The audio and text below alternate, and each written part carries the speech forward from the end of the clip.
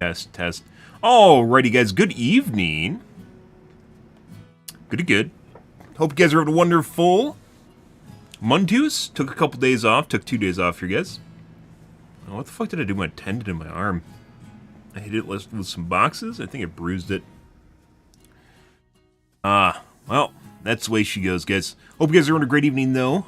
Tonight we're going to be continuing with our World of Warcraft on late as per usual. More of standard MO, guys. Missed the launch for Starship, unfortunately, because I took a day off. 2 days off, actually. Missed the launch for Starship. I think we're going to watch that here tonight. We might have to shut down the TikTok stream temporarily. Depends on whether or not TikTok likes it or not. TikTok generally doesn't like when you do anything other than play games. So I guess we'll just see how that goes. We're going to take a look at that first before we get into things here. We cover every TikTok launch, guys, as she goes. Let's see.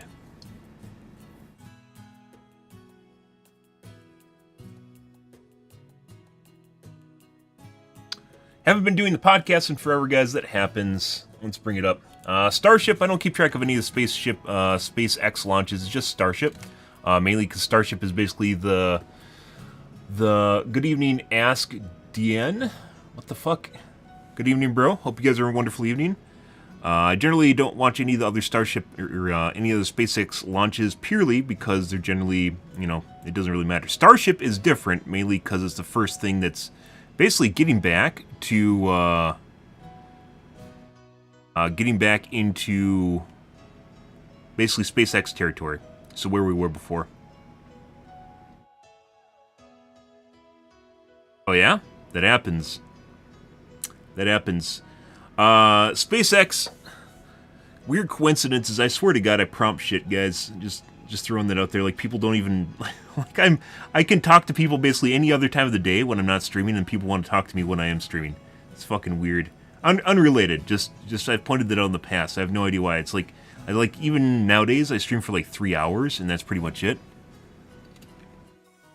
Because of life stuff going on right now. But people find a way to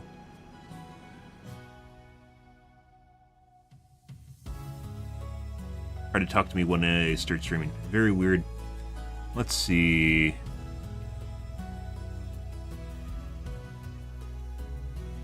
We're here.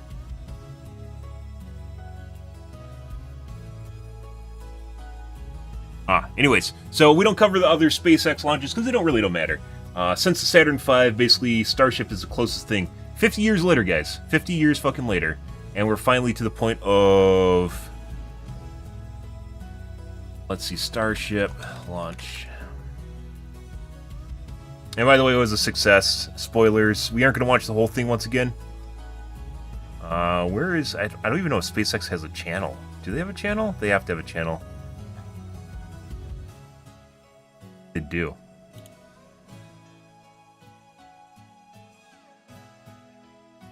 Let's see.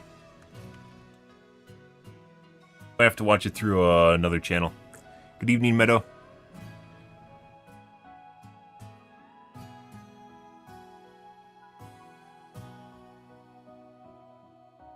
Let's see. Yep. SpaceX launch. SpaceX. Watch.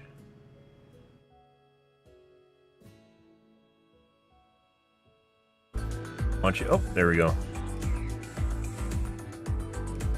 And before SpaceX doesn't actually have DMC free music. Oh my god, it's on X. This is why it looks like ass right now. Let's try going to the website. X video, guys, is something to be desired. There we go. I think it's actually better quality going to your website, which is hilarious. Tab collection? It's not actually my laptop. By the way, there's an app I use called The Great Suspender. I don't have it on my main computer because I don't really need it. It's called The Great Suspender, which allows you to manage tabs by basically completely unloading them from memory. And with Manifest V3 going live, and they're removing V2, which is what it uses. There's a V4. V4 is going live. I think it's V4. Check real quick. V3 is going live, so they're outdating V2. Things like, I'm sure you've seen it in your social feeds, certain things like uBlock Origins is going to stop working. There's ways you can make V2 Manifest last for like another year before they basically remove it. There's a lot of blowback going on right now where people are advocating for using Firefox and Brave browser and such. Anything basically other than why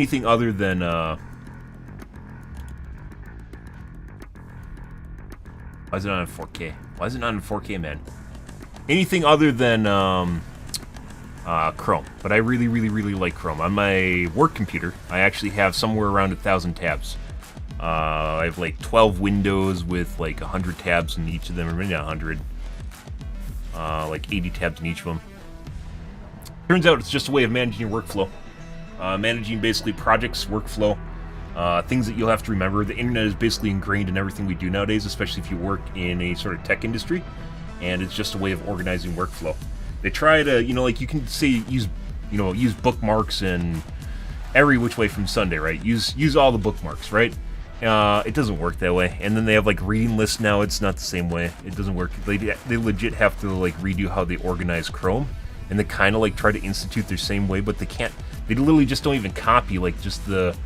It's literally like the workflow. It's just straightforward where you need to have the tabs and the workspace there available to you, and instead they try to reorganize it and do different sorts of shit to solve one of the problems. So, yeah, you can use whatever browser you want. Like I'm pretty sure. This is Sunday, by the way. This is happening on Sunday, so this is a day and a half old at this point, guys. I thought about going live on Sunday morning to just watch the launch, but I didn't do it. Yeah, I've heard of Brave, but like I don't think there's a browser that's capable of holding having the same amount of tabs and not like shitting itself. Even Chrome shits itself, which is why I have Suspender. And we are joining you live from SpaceX Hawthorne with a big crowd here this morning. It's been roughly 4 months since our last Starship flight, and we've got a big morning ahead of us. Flight 5, has a few. I don't think doing the podcast without a cam just does not work, guys. We may be attempting to catch the super heavy booster. The teams doesn't feel the same. Have been hard at work around the clock, upgrading hardware across the entire tower. I think we're going to skip ahead past the preamble into launch, and then we'll go through launch, and then the returning booster.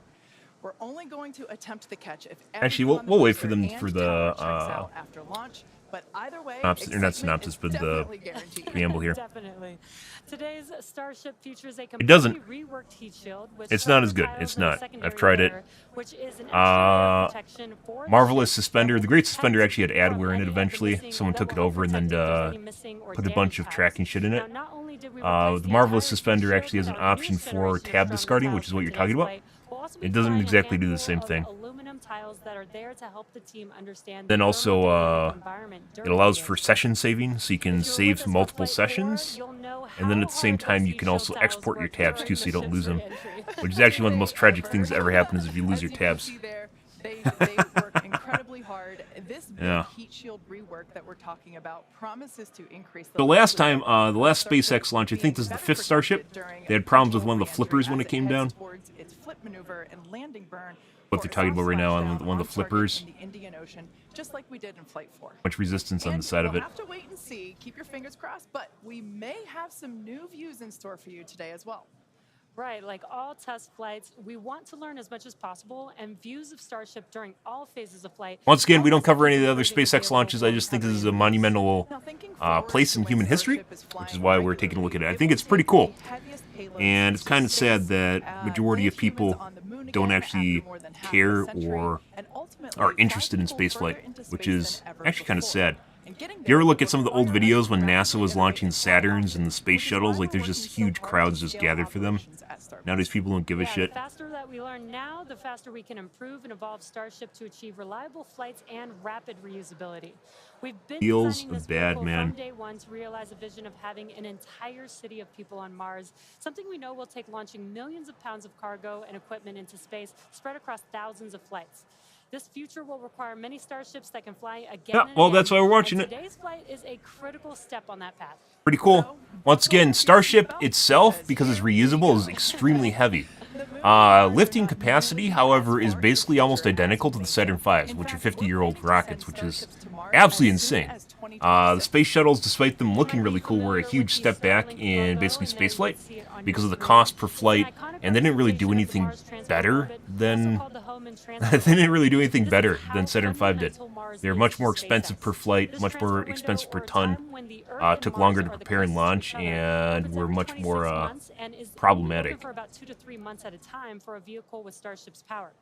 And it just so happens that the next Mars transfer window opens in 2 years towards the end of 2026. Yeah, lining up a launch to Mars is similar to how we launched to the International Space Station, where we time launches to match the station's orbit. If we didn't do this, we'd need more propellant and more time to get there. Exactly. So the first opportunity that we have, you can launch one. And by the way, spoilers, this was successful. How successful it is, we'll see. I'm gonna grab a soda, guys. Perfect. We're going to watch the whole thing once again. Go well, the first crewed flights will follow soon after. So it's safe to say it's all happening, and flights like today's are what's going to get us there.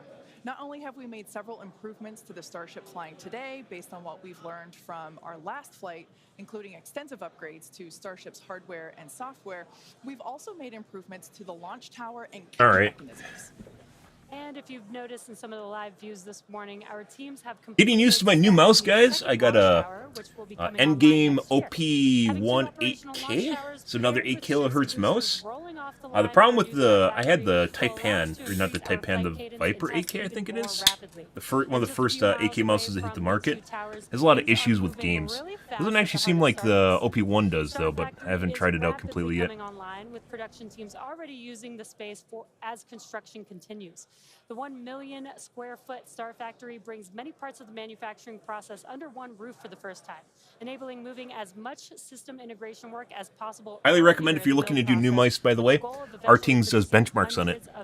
One of the very, very, very few websites that actually do objective benchmarking on mice. Teams can assemble an entire nose cone structure of a ship into a single piece and work on its internal systems all in one place. So if you're working on Starship and you have a question about the steps that you're working that happen before or after yours, instead of having to leave the building and go and find the person or the team with the answer or waste time sending an email and waiting for their response, odds are you're right next to that person or team, and now you're working right alongside them, so you don't have to wait for a response. Yeah, exactly. It makes it a lot more efficient and Advertising? faster to communicate. So not only are we rapidly iterating on these spacecraft themselves, but we're also innovating the way that they're made. It's almost too much to keep up with. Burn as well to send it toward the splashdown zone, and it also jettisoned the hot stage adapter. Tell you what, Starship 4? See there. We don't have to jettison that adapter in future iterations because it'll be a different design. Now, it'll be included in the design. The booster is returning back to Earth using those hypersonic grid fins. They made a coupler between the two stages because they found the Starship, when it disembarked from the booster, it actually caused damage to the booster, so they had to make like a heat shield for the booster. So incredible to see that booster coming down, ending its flight. So this flight, they plan on basically both parts of the ship are going to be reusable. 8 actors, by the way. Literally work for Tesla, so or SpaceX.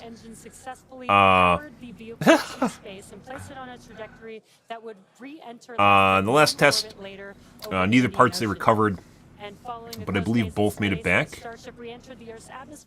into the ocean. This time they're trying to catch the booster, but not Starship. So maybe the next test will actually involve them catching Starship. Yeah, this is where basically they're once They got a again huge amount of damage to the wing, real-time which telemetry, they then recovered. live high-definition video throughout Yep. every phase of entry, with external cameras providing views all the They way have to definitely flight upped their game as far as viewership angles goes. It's actually weird in the first Starship flight. There's almost no cameras. Like after it lifted off, just like there's just like nothing. And executing the first flip maneuver and landing burn that we had seen since our high altitude campaign. And that was followed by a soft splashdown of the ship in the Indian Ocean 1 hour and 6 minutes later. Which is basically just them And we were all scuttling it. glued to the monitors, Not exactly sure why. watching I guess it's little safer. Hood the whole The way EPA, down. or not EPA, the Seeing the FAA landing has burn been and really, splashdown really, really was an stingy incredible with moment for the SpaceX. entire If you've SpaceX watched team, any of and we'll the be looking out for kind many more of these current stuff that they're incredible going moments through, today. extremely Alright, stingy so, with while today's mission profile is similar to Flight 4, we got a couple new test objectives, including catching the booster back at the launch tower.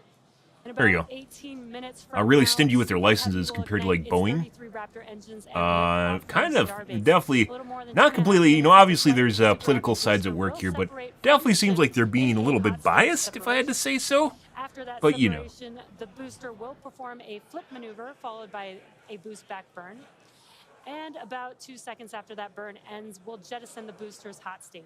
As it heads back towards the ground, the booster will either attempt a landing, will have a landing burn, but then will either return to the tower or splashing down in the Gulf of Mexico. Meanwhile, the ship's engines will remain lit for just under 6 minutes during its ascent phase before shutting down for the coast. The ship will coast for about 40 minutes or so, reaching a peak altitude Which we're gonna of skip. about 213 kilometers. If they don't skip it. After that coast phase, the ship will be attempting a controlled re-entry, including a flip maneuver and landing burn, like we saw on Flight 4, just before splashing down in the Indian Ocean. Now, we say attempting because, again, this is just a test and nothing is guaranteed. It really feels kind of Some wasteful. excitement. Maybe it's Well, of course there maybe it's is the that. Civ builder or the the booster simulation and builder, ship but it have to actually contend really with kind of feels some wasteful when they extreme just conditions on dump it in the re-entry, ocean, which is but, where you those know. heat shield tiles will be put to the test. Yeah. For this flight test, we do not expect to recover any hardware from the ship.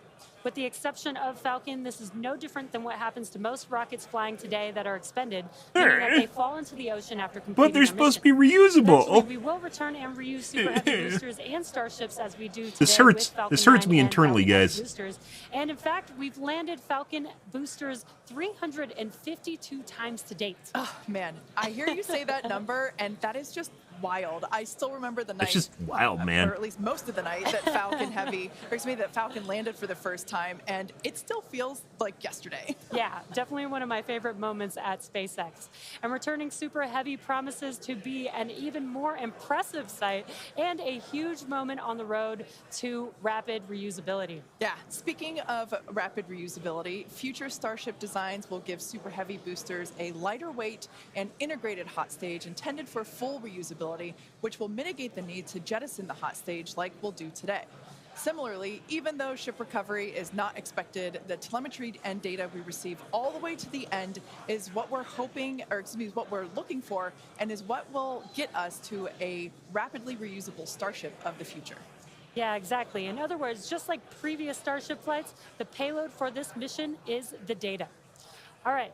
Now that we have a handle on today's It's actually flight test, so. let's check. I want to point out, guys, on the first flight, there was an absolutely ridiculous amount of people that thought it was an absolute failure because the rocket exploded. Like, throughout history, it's like, have you ever watched I guess maybe most people haven't, it's an older anime movie, I think it's Wings Honiamis, I think it is, basically about a civilization's first steps into spaceflight, and just like the weird shit that they had to go through. And if you know anything about the Saturn program and basically going into space in the first place, there's always this weird, quirky shit just going wrong, or just, you know, like they're just like iterations upon iterations upon iterations. And like the first Starship, like it exploded, and then everyone just like freaked the fuck out. Like on the internet, it was actually ridiculous.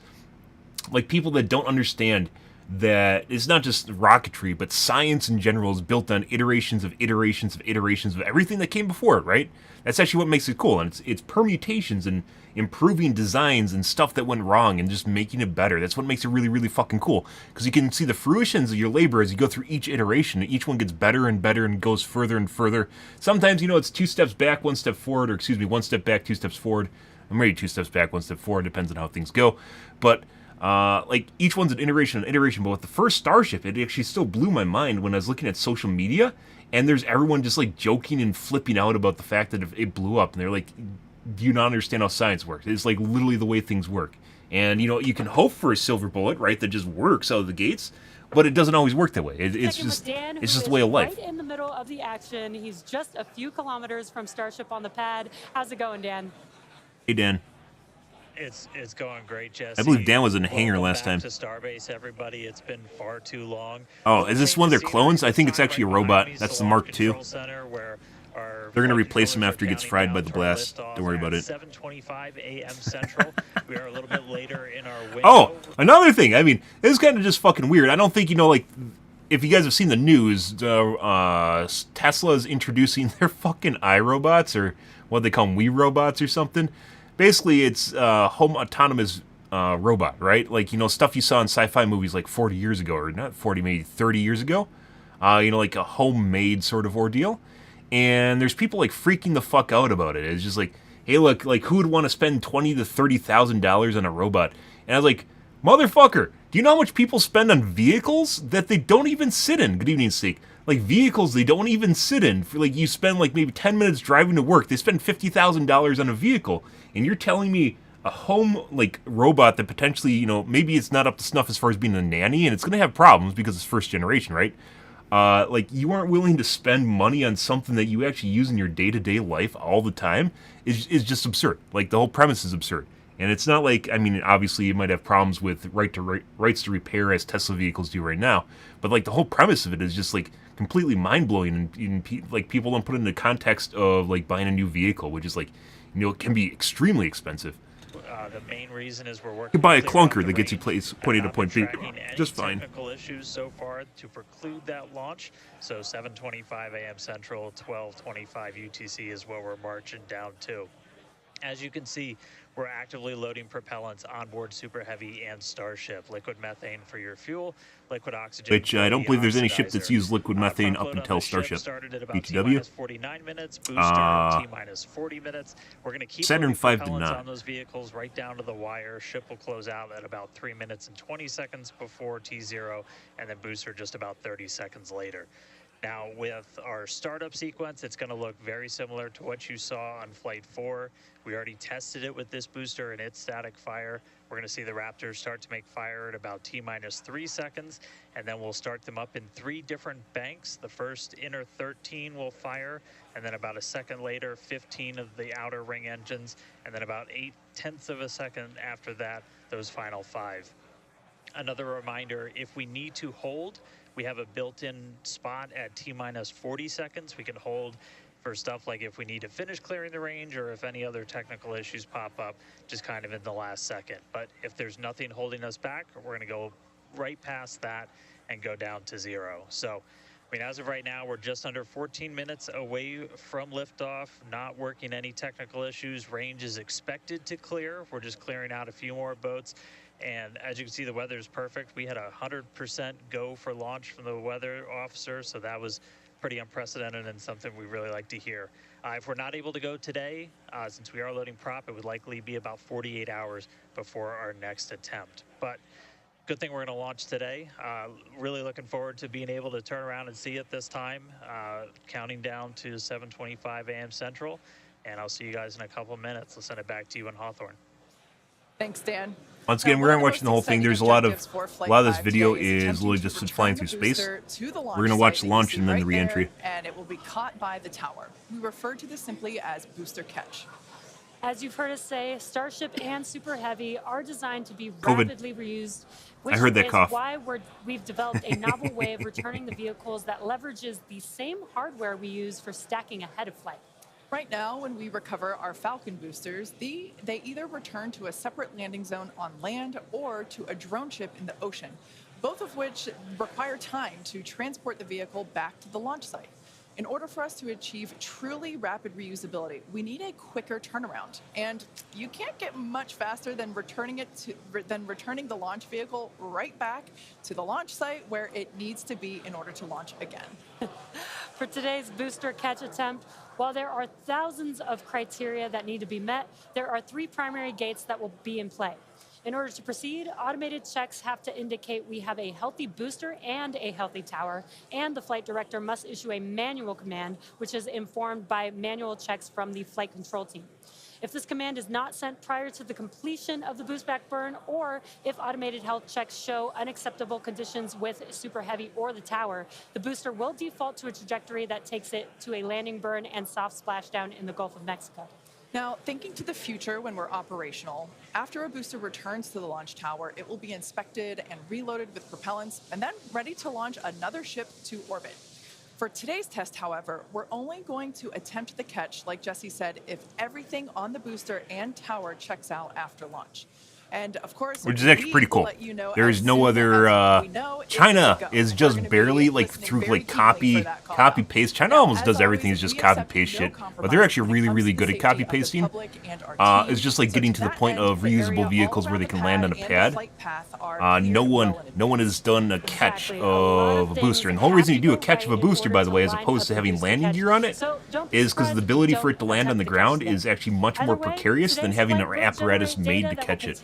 So it takes a lot of basically all the crap that would otherwise be in here is basically what these are up here at the top, which they call the chopsticks, the things at the top. I was going to say a sonic boom. Oh, I was going to say excitement, but that's a really good reminder.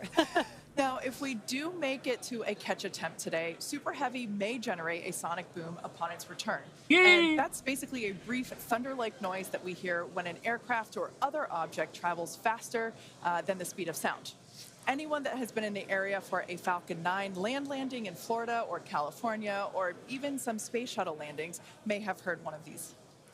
Generally, the only impact in those surrounding areas of a sonic boom is the brief noise, with variables like weather and distance impacting. I believe they're doing this or right now how because the people sonic were booms freaking sound. out about the fact that Here's it a brief produces look at sonic how booms, these which sonic is also booms fucking look hilarious. and sound on Falcon.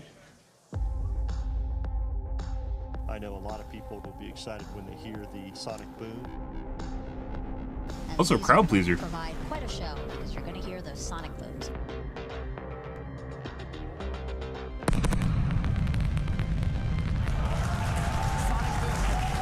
Or maybe they're just trying to make it so it doesn't seem like it's exploding. That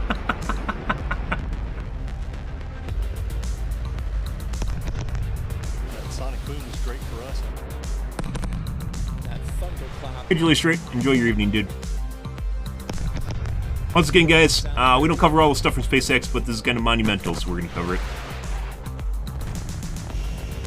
Type booster separation confirmed.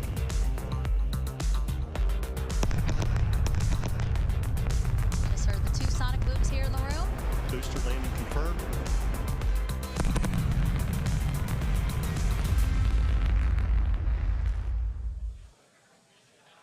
As our test flights continue, we plan to demonstrate ship-to-ship propellant transfer, which will be important in preparation for Starship taking astronauts to the moon as part of NASA's Artemis program. SpaceX will perform one uncrewed demonstration flight before Good. NASA's Artemis 3 mission, which will be the first human surface expedition since 1972. Also in preparation for missions to the moon Dude, and Mars. like, how the we're fuck gaining did civilization tons of take knowledge 50 from years our off from spaceflight spaceflight? missions. That's what I actually, like, Free- it blows my free mind, guys, how we went from flights going like to the our moon to first just astronaut no one mission gave a Polaris shit. Dawn. And then, Polaris Dawn like was our the ability, first of like, up as a to country three just to go to missions in the space Polaris just dwindled program, into which is nothing. demonstrating Like, if new SpaceX didn't technologies, exist right conducting now, extensive we research, legit, like, and will I'm formally not and sucking a lot of fully dick here, but Starship we with legit would be humans on buying board. space flights from the Russians After still. nearly Like, 5 days of orbit, Blue Dragon Origin and wouldn't the four-person exist. Polaris Dawn Boeing crew wouldn't have safely attempted it because, splashed like, down it's on just the September idea of 15th competition. They off see the that they coast can of make Florida, money and then it can be completing the done first human in a spaceflight somewhat mission of the economic Polaris manner, program. and then The everyone else Polaris hops on Dawn board. crew performed Humans are some really incredible good at firsts during their copying. mission. Dragon and the Absolutely really crew good putting reached aside China. Humans are really good at 1,408.1 duplicating other people's kilometers, stuff, the highest but Earth orbit ever flown, innovating and the farthest or humans have taking been chances from on our stuff that planet you're since uncertain the about Apollo takes a lot more program. foresight The than crew also and willingness to performed basically the just throw out first money, ever commercial as opposed EVA, to or extravehicular activity. just doing what everyone else As is you doing. can see there, they were wearing the new EVA suits that we developed here in-house. This was an incredible moment to see Jared and then later Sarah emerge and perform this EVA with Earth behind. Now, in addition to this incredible spacewalk, they also conducted about 36 research studies and experiments from 31 partner institutions, including NASA. And in Also, while the addition to space all of flight that, suits they look like also they're really tested small, Starlink there's actually laser-based NASA space suits because those are communications in untethered. space. There's The NASA data spacesuits that gathered are actually from also Polaris dawn missions pretty is cool looking, like the invaluable, Mercury suit. much like the data that we're going to see after today's flight test of But Starship. most of the suits you've seen, So if we're you've seen coming the down NASA to suit, are T-minus, tethered. about 7 minutes. Let's check in with Dan. Hey, thanks, Kate. So yeah, we're right at about 7 minutes away from launch. The main thing we are still working is that range clear. Again, we have to make sure boats, airspace, everything is cleared out of the way for our ascent corridor, basically 7 minutes, the guys. Gulf of Mexico, where we're launching through before we can actually launch. And so we're working on clearing out just a few more boats. We do have a window, remember. So if we end up holding at like a T-minus 40 seconds, we can hold for several minutes, allow those boats to get out of the way, and then we can launch. Our window is from 7 to 7:30 Central, so we don't have a huge amount of time today, but we do have 30-minute window to work with it. Oh my God, to still FAA. get off the ground today. I think For it's now, only because though, no one talks about we're them. They're coming like, up yeah, man, on we finishing really, top really, load on really, both really, really vehicles. need to make sure we Header stick our tanks dick in this. are pretty much topped out on the ship. Those are going to be used for its landing burn. And again, we're going to be closing out all of the prop load at about T-minus 3 minutes, 20 seconds for the ship, and then just 30 seconds later for booster. One kind of cool thing to talk about, so the folks in launch control behind me, after liftoff, they're going to have some pretty special tasks today if we're going to go through with the catch. They're going to be doing some really detailed inspections just visually of all of the different tower systems, a lot of those things that we upgraded, just to make sure that we are in the right posture to actually proceed with the catch. So they'll be working kind of fast and furious behind the scenes to inform the flight director's manual command to send the booster back. So if we hear that command being sent, that's going to be just the roof's going to come off. That's going to be a really exciting moment. So otherwise, if we don't go today, as you guys talked about, there is a chance, and if we don't send the booster back, we'll do a landing burn and a splashdown in the Gulf, and then that's just another landing burn to gather more data, learn more lessons from, and then we'll come back and try the catch again on the next one. But as of right now, we're coming up on 5 minutes. There is a chance that we'll hold or extend into the end of our window, so don't be surprised if that ends up happening. But if those boats do get out of the way, we are just about 5 minutes away from launch. So I'll check back in just a moment, but back over to you, Kate and Jesse. Thanks, Dan. Our rapid iterative development approach has been the basis for all of SpaceX's major innovative advancements, including Falcon, Dragon, and Starlink. Today, we're testing hardware and systems, and we need to know how they perform under the most extreme conditions. We'd much rather find the bugs now during testing than this safety. And providing free service through the end of the year to support Propellant on that vehicle on the pad here at Starbase, getting ready to go. Filler. We're going to start. We're skipping the filler clearing arc, out guys. All of the lines that are basically pushing all of that propellant to the vehicles. Those get cleaned out or cleared out on the ground before we lift off. We're doing some final checks on the vehicle, the thrust vector control that we're going to use to steer it, as well as the guidance system doing its final alignment, just a lot of our final checkouts. But we are starting to hear that it looks like the range is going to be clear at our liftoff time of 7:25 a.m. Central, 12:25 UTC. So that puts us 1 minute, 20 seconds away from launch. Still not tracking any technical issues. That range clear is the only thing that's been potentially poking at our launch. So I'm going to start to quiet down. We'll hear our flight director for today, Tristan Pierce, give some of the final call-outs. As of right now, we are 1 minute away from liftoff. Woo!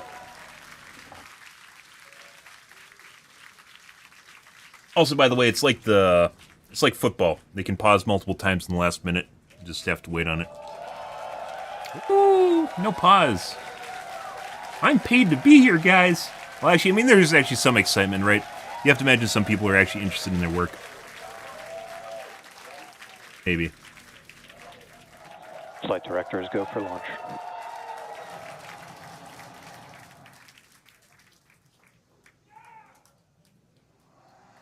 Best words you could possibly hear, 20 seconds away from liftoff. God. Like my bedroom. T-minus 10. Oh god, it's making a countdown for me too. 4, 3, 2, 1. Ooh, we got desync. We have liftoff. Vehicles pitching downrange. Right side, by the way, is Starship. Left side is the booster. On the bottom, if you're looking at that right now. Booster after chamber pressure nominal.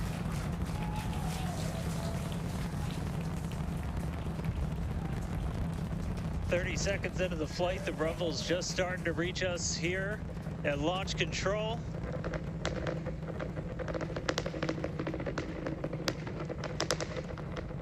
Ah! Booster and ship, avionics power, telemetry nominal. 33 Raptor engines. That has to be insanely loud, by the way. Microphones don't do stuff like this justice. If you ever went to like an air show, there is only so much in terms of decibels that a microphone can capture. The maximum aerodynamic pressure, the most stress the vehicle's going to see on the way uphill.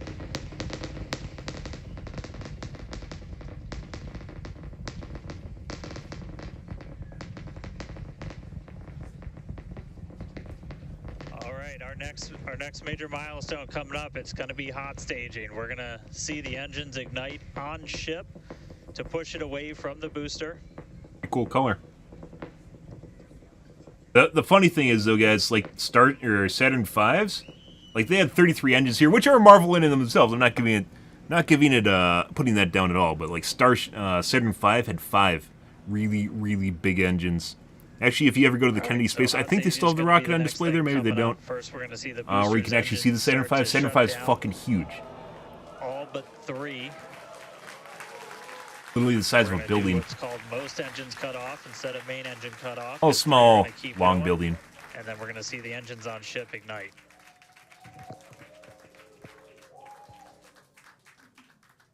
Right now, the tower team is doing their go, no go.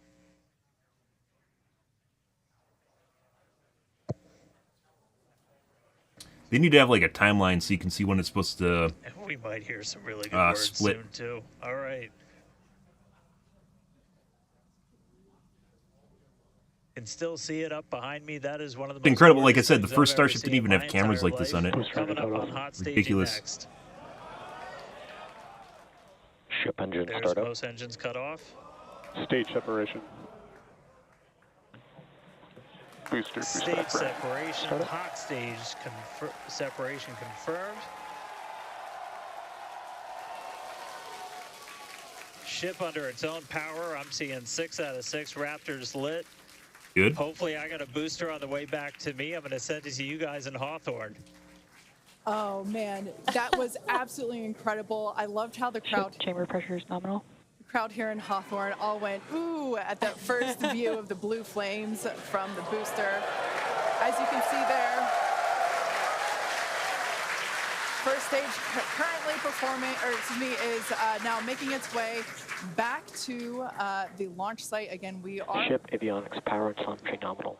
The booster and the tower are both performing automated checks to make sure we are go for the booster to return to the launch pad for that catch. And once those are complete, the flight director... Boost back burn, shutdown. Flight directors go for booster return. And we did hear that the tower is go for catch, so that was one of the big... You know what actually would be really cool right here is if the ISS could have got a view of the Starship while it's going up. We'll wait to hear that... Obviously, it's, you know, a little bit more coordination, but if they can literally see this from space, that'd be incredible. Obviously, depending where they are in orbit, they're going to be in completely different locations, right? So it might not even be possible. It's so exciting to hear that we got a go for booster catch. That means it's going to be a really exciting morning. Again, the booster is making its way back Fucking towards Kerbal Space Program, guys, now in real life. In order to make that catch attempt in the tower. Oh. So incredible Here's to COVID. see these views. You can see the ship on the right-hand side of your screen. All 6 Raptor engines are under full power. Once again, the ship, or excuse me, the booster is making its way back to the launch site. We are going to try and catch it using the chopsticks on the launch tower, the exact same tower that it just launched from just, wow, 5 minutes ago. Yeah, and the booster. Starship on nominal And guys, trajectory. I can confirm the command was sent for the booster to come back. That is incredible looking news. up right Gonna see it now. from the ground? By the way, one of the coolest things, guys, about modern rocketry is not seeing rockets go up. I still say this: it's not seeing rockets go up; it's seeing them come back down and not explode. I still say that. That is going It's to like be incredible. So when cool to hear the liftoff. SpaceX was And first so launching once the again, rockets, like they cover them going up, but they never successful cover them coming back on-time down. But the liftoff whole of idea that they can Starship actually Flight land 5. is The insane. ship, Because you don't expect that from a rocket, you the expect that from a booster. The plane, booster right? is there on your screen. It is making its way back to the launch site. We are Downtown. going to attempt the catch using the chopsticks. We did hear the confirmation that the command was sent to the tower. We are go for catch. And in order to. And guys, we should just be about 30 seconds away from our landing burn. Right side's booster. It's gonna happen in 3 phases. We're gonna I think that's the booster. You're actually seeing the bottom right. that velocity. Oh, it's gonna happen in There, that's the booster. So they can see it from Starship right now. 3 phases. We're gonna land at 13 engines, burn off all of that velocity. Oh, we can see it coming down through the plume. I swear to God, guys, like watching this looks like it's AI generated. I'm not even fucking sure why, but watching this nowadays, like seeing something like this literally makes it look like it's AI generated. And I have no idea why. I know it's real, right? I know it's real. I know this happened. The news covered it and everything. But you look at the image right here and you're like, this is just fake, right? But it's not. Booster coming in hot for booster catch. Play a cigarette. 13 of those Raptor engines, and this view is incredible. Don't right litter, now. guys. You can see how fast this vehicle is moving on the left-hand Showing screen. Landing burn has been ignited.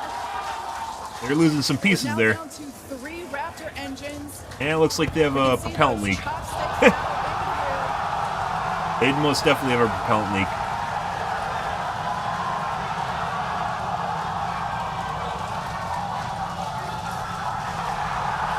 And it didn't explode even with a propellant leak. Micavilla had popped the booster. There you go, guys. It's pretty good. And it didn't explode after they shut it down. On the first ever attempt, we have successfully caught the super heavy booster. There's the money shot. At the launch tower. What an incredible view! We're all cheering for the real-life Kerbal Space Program, guys. Kidding me? You know what's weird? I mentioned this with every single Starship flight, guys. Like, there's almost no one on Twitch. I mean, they're covering them more now. Occasionally you'll see a caster cover them. But, oh, it's still on fire. There's the propellant leak right there. But it didn't explode, so, I mean, there's that, right? Maybe it did. No, I don't think it exploded. You hear about it in the news. Yeah. And almost no casters cover it for some stupid reason. Like, you think that, like, casters, like, especially on Twitch, would be interested in, like, sci-fi and spaceflight? Almost none of them are. Really fucking weird. Your view must have been insane. We are still going wild over here over this. Folks, this is a day for the engineering history books. Wonder if they're questioning whether or not they should have captured the This is fucking a live view fuel leak on the of side Super there. Heavy booster Maybe that's as it has intentional. I just don't. been I'm pretty sure it's successfully not. caught back at the very same launch tower that it just came from. Dan, I love this. The fact that they aren't covering You it probably are means it's not reflecting intentional. exactly what everybody You can else- usually tell with a lot of things, guys, whether or not it's intentional or not, based on whether or not the casters or the narrators are permitted to talk about it. Because if they are, then it usually means it's intentional and they have a script for it or someone's explaining it to them. If it's not, it usually means that it's unintentional and they're just trying to draw interest away from it, right? else here in Hawthorne, except maybe a little bit more because you got to see it with your own eyes. How was that? Ship We engine got cut off. it. Well, I mean, like, I can't even. I guess they can't get a zoom on the right side of it. Main engine cut off. Pretty far Ship's away. in orbit, but I am like shaking right now. That was. Yeah, it. And Not, I mean, Starship. Oh, it's losing shit. That could actually be ice too. Starship nominal orbit insertion. Oh, right. Exciting news there. It's hard to believe that, you know, Booster isn't I'll the give only you a excitement nominal that we have orbit today. insertion. Confirmation there, a gorgeous view of planet Earth behind the ship. Saved. And it is now in the orbit that we expected it to. This is just an incredible day. Live views there. Left side's pretty cool. The booster vents, some pressures there. That is a And live like view from seeing the that top right of the side, guys, tower, just seeing it pointing fall at into the ocean just chopsticks. feels bad, man. I am still in disbelief. I'm trying to catch my tears just like the chopsticks caught the booster. Pretty It cool. has been The weird thing is, like, nonstop. you know, this has to be absolutely heavy as shit, right? And these little flappers are the things holding it up. You think, like, it'd actually need a lot more, like, a lot sturdier. Like, I thought these were just purely for aerodynamics, for steering the ship. Like, they look like they aren't actually capable of holding up this much weight, because this thing's heavy as shit, right? Since liftoff.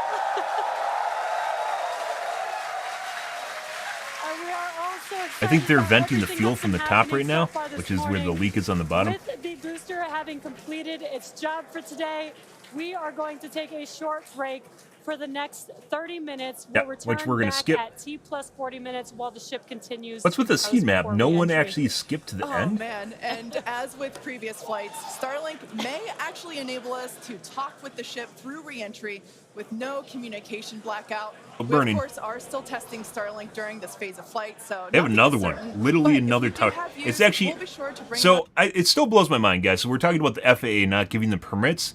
They actually had, like, the third Starship ready to fly after they flew the first one. Like, their production was so far ahead, but the windows and authorization from, you know, put aside they had to rebuild the pad with the first one, which only took, like, a month. The permits from FAA are so slow that they're way ahead on production, and, like, they're ramping up a second flight apparatus for starships that don't even have permits to fly right now. Like, it's actually ridiculous. Those to you live. Views or no views, we'll see you back here at T plus This 40 permitting. minutes for coverage of Starship. You know, and some of it's legit. Obviously, they have to make sure things are safe.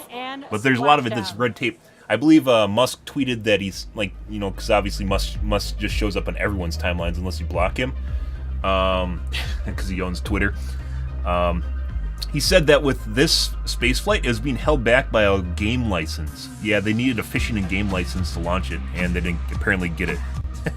Yeah, not even fucking joking. Okay, we're gonna skip past intermission here.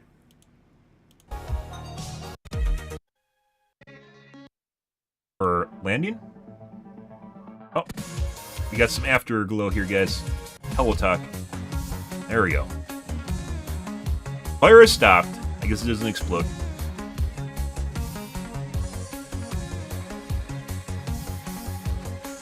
Surprised they didn't lower it back to the pad. Maybe they can't. Maybe it's not capable of standing on its own.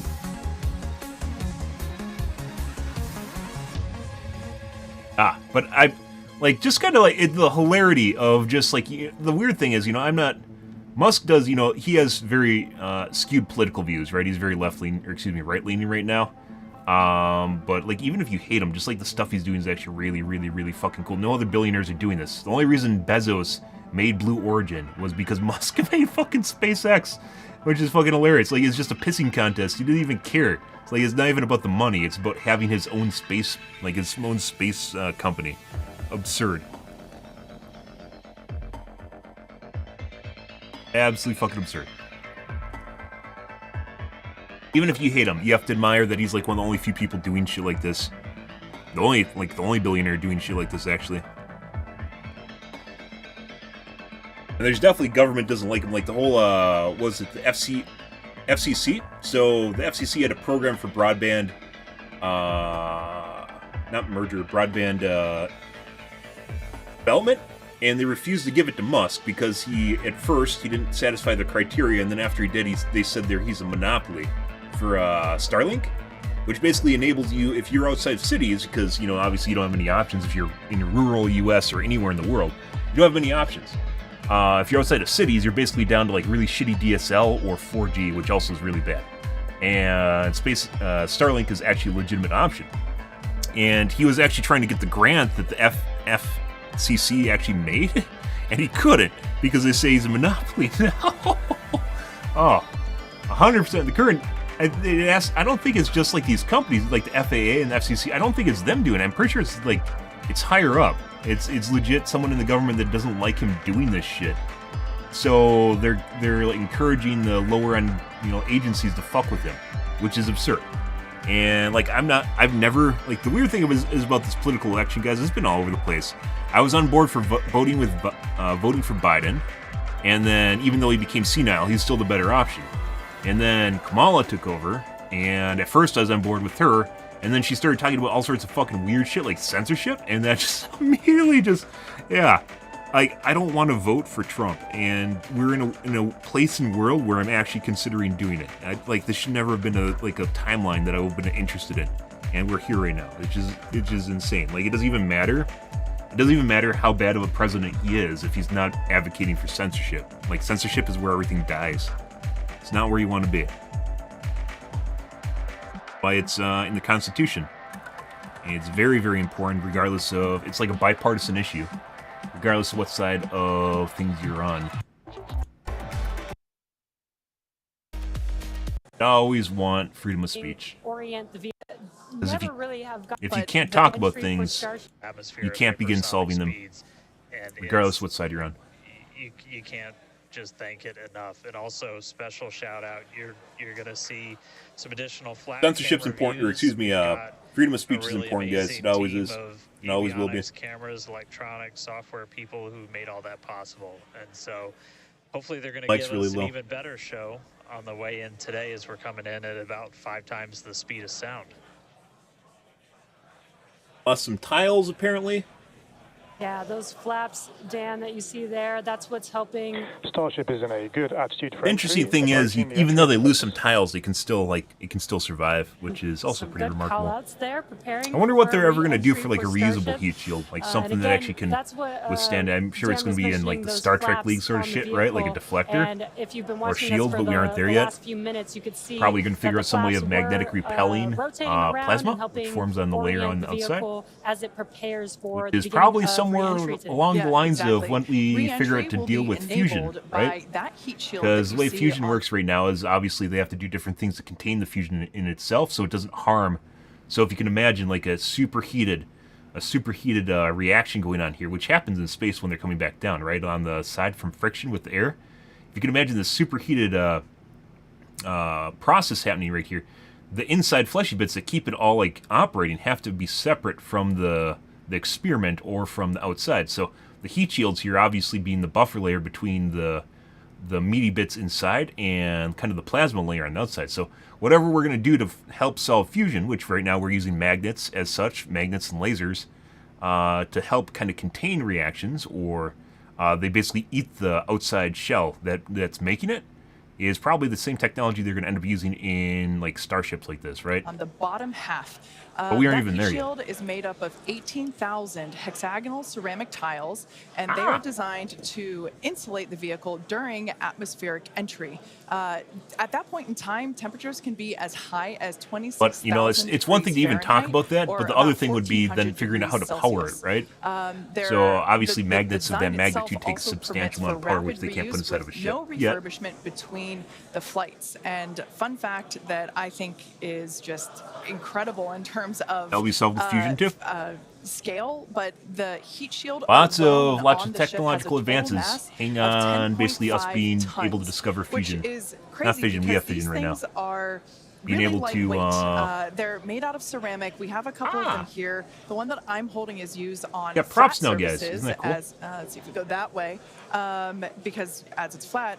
The one that Jesse has is kind of more what you see there on the side. They don't have any used ones? Yeah, exactly. Actually, they might be... these different shapes, the flat version might not be, and the curved version allow us to cover a lot more of the surface area. Safe to handle after they're used. Again, we need to protect every portion of it, so even... Depending what they're made of. Even those curved surfaces and and especially the hinge area, if you watched Flight 4, is really They what we reinforce wanna the make hinge sure if that you we don't see that protect. right now. And yeah, Kate, these are very, There we very go. lightweight. Where's the laser When you pointer put on the screen? Where's the 18,000 laser of pointer them guy? together, They're on the they screen. add up to 10.5 tons, which is incredible. Now, we did mention earlier that the heat shield has been Plasma forming. completely Starship reworked. has entered the atmosphere, remains on a nominal entry trajectory. We can start to see that plasma now starting to build up on Every the day, side. guys. It's not quite full plasma yet, but we are starting to see that color Once again, indicate, happens in nuclear that the reactions heat too, so is they're gonna have to building figure out a up way on of the heat containing shield. this in a Yeah, nuclear this reaction, which is then such going a to cool sight lead to ways see, of 'cause we really never dealing with really it on the have side gotten of to like see things this like live ships when they're coming before, back in. Before flight. Before Flight 4. Yeah. And as Kate mentioned, it's Well, shit. getting a little more red, as you can see there on your screen. That means that heat is building up. But that's exactly what these heat shield tiles are there for, is to protect against this plasma and this really, really extreme heat that the vehicle is going to see. Space shuttle obviously had it all. Saturn V did too on the capsules so. that came back in, right? Yeah, so the ship will Shuttle also had attempt tiles to in it. light the I think they were trying to do something other than Raptor tiles, and they ended up engines, having to go to tiles and those are anyways. the engines that can gimbal or Just don't have the technology maneuver yet. or point, and they do that to help flip the ship until the engines point down so that it can land using the Raptor's thrust in the ocean. So that will happen after we get through this re-entry period. Again, now starting to see. And we also might start to see the flaps actuate a little bit here. They're saying, as "Hello, the guys." vehicle controls its role during re-entry. That was one of the main learning points from Flight 3 was the roll control didn't work quite as well as we wanted it to. We learned that we needed some redundancies, so we added more roll control thrusters. Didn't explode. And we'll see those in action as well today. Once again, I don't as know why that they was can't a just Flight land it in a 3 desert somewhere, learning, right? but Like worked the Arizona better on desert or Flight 4, something. and still But I guess enabling it's that same it's design still not as safe as just landing in the Yeah. ocean. Starship has passed through 85 kilometers altitude. Flaps now have control of the vehicle. A lot of open Great space with call out, absolutely as Kate nothing in it mentioned, for hundreds of flaps miles. are controlling the attitude of the vehicle. And I love these views because it looks so calm. Everything is relative, right? So relative to this camera on the ship, it looks so calm and smooth, but the vehicle is traveling extremely fast. You can see the speed on the bottom right-hand corner of your screen. Blading those Starship plates is right designed now. to land Oh, on Mars blading. where there are no runways or other humans to help out. So we also want rapid reusability. So we're doing propulsive landing instead of a more traditional means like parachutes. And so we will use the engines on Good word, this vehicle blading. to help slow the vehicle down for a vertical landing. Yeah. Now, entry is going to basically happen in 5 You know what would actually be phases. really cool? The first is Obviously kind of something that wouldn't matter at all, but from a cosmetic standpoint would actually be really cool, is if you could actually, they color the tiles so you can actually see them wearing away. I mean, it'd be a little bit disconcerting while it's happening, but low drag. you know, it that gives you an lasts idea what's for actually happening to about the tiles 3 right now. minutes. Next is high heating, and beginning when heating increases above the heat Actually, rate maybe they don't breakup ablate. limit. Maybe they don't wear down. That lasts for about 10 minutes. They can We crack. then have high dynamic pressure. Starship will continue to slow down and experience increased Oh, I'm sure they aerodynamic ablate. loads during that phase. They don't replace all the and tiles, that will though, happen so before maybe it's reaching not Mach actually a thing. 1, about a minute after. Starship is approaching the peak heating phase of entry. Remains on a nominal trajectory. Okay, so that was phase 2 that he just called out that I was mentioning. After peak heating is that dynamic pressure around Mach 1, and that will last about a minute after leaving the hypersonic area, and then we go into subsonic, and then, of course, landing Evening, burn. Nixon. Wow, what an incredible view. The colors are so amazing, and the colors actually also tell you a little bit about the temperature that the vehicle Yep. is seeing. Wait as till it well. goes so I blue. think that's pretty cool that we get this amazing live visual.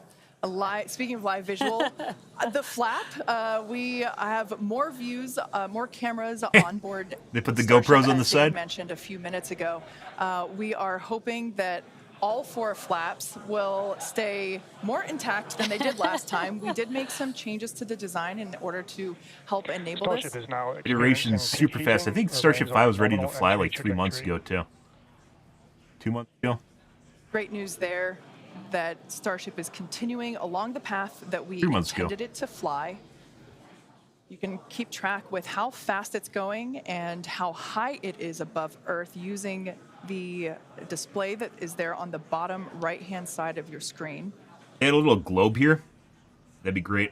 It's for size, context. Really see a lot of those improvements. Lots of cool stuff. Context really matters for people to understand, like scope and scale, which actually really matters. Those are kind of the poke out points on the flaps.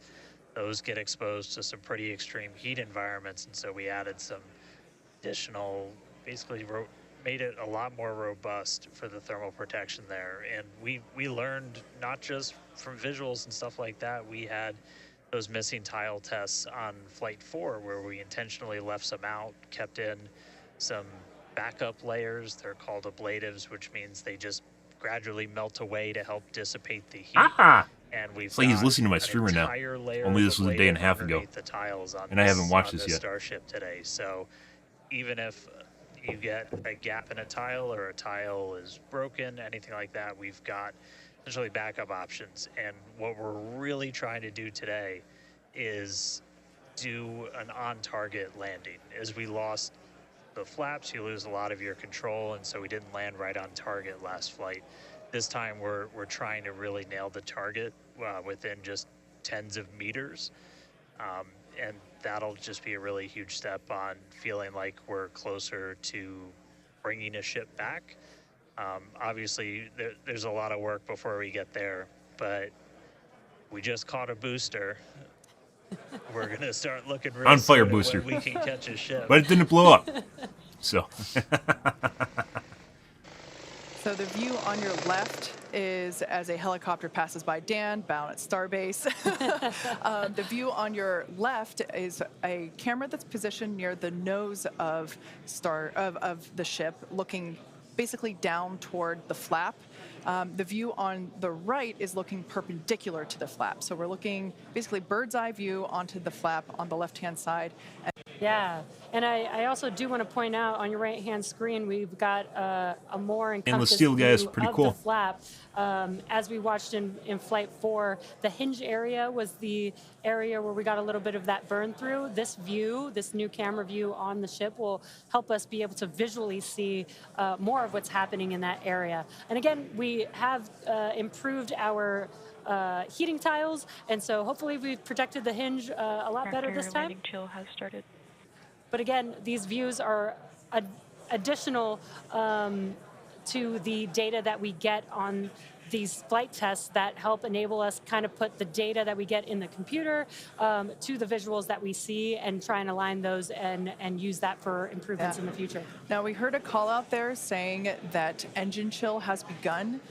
This is an indication that we are starting to flow a little bit of the super cold liquid oxygen through the hardware, through the Raptor engine, specifically the turbo pumps, to help ensure that the hardware is at the right temperature before we give a full push, a full flow of propellant at engine startup. So all of that to say, we are getting closer to the landing burn. We definitely are. And again, if you look at the bottom right hand of your screen, you can see the altitude that down closer to the speed of sound. You'll see the speed of sound. And I mean, we're getting live views, we're getting live data. We've got a couple additional tests on this one today where we left off some missing tiles again to test some additional. You can see the heat building layers. Up in the same spot it was we before. Also have, I don't just know if you can right still on the quite corner. see them in this view, but you may Right have there. noticed we had some kind of silvery looking tiles on Starship as well. And those were pretty much standard tiles, but they were wrapped in aluminum. And it was a pretty simplistic, straightforward one where aluminum starts to melt at roughly the same temperature where steel starts to lose its strength, not necessarily melt. And so if we see stuff melting, we know. Thanks, crowd. We know what our steel is going to be exposed to. But yeah, 59 minutes since launch, should be coming up on So they're using transonic and indicator everything in tiles just about 3 minutes. to help figure out the temperatures, because they can't directly monitor them. Now the views here, we have coverage of all 4 flaps. We can see, so for those that perhaps didn't catch a glimpse of the vehicle before liftoff, there are 2 flaps at the forward end and 2 flaps at the aft end. the larger camera view that is there on the right-hand side of your screen, that is a view of one of the aft end or the bottom get a burn end through here too? flaps. We can start to see some heat buildup and peeking through on one of the flaps there in the top left-hand corner of your screen. Oh, someone brought their dog. Dog-friendly workplace, guys. Once again, Starship now at T+1 hour and 9 seconds into its flight today, re-entering the Earth's atmosphere. Currently about 45 kilometers above the surface of the Earth, now 44. We are targeting a soft splashdown in the Indian Ocean. 6 engines on ship. Dynamic pressure remains on a good trajectory. All right, so that is great news. That's pretty there. toasted. Like Dan said earlier, this is basically Max Q Part 2.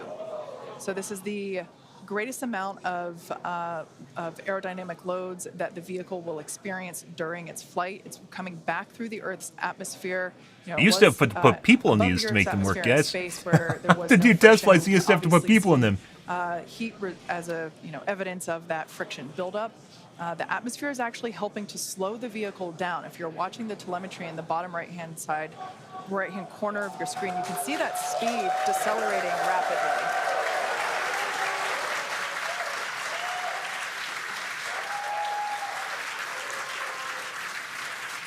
Kind of interesting here, you can actually see the difference in build quality, because these are two identical sides on opposite sides, so the heating should be about the identical to each other.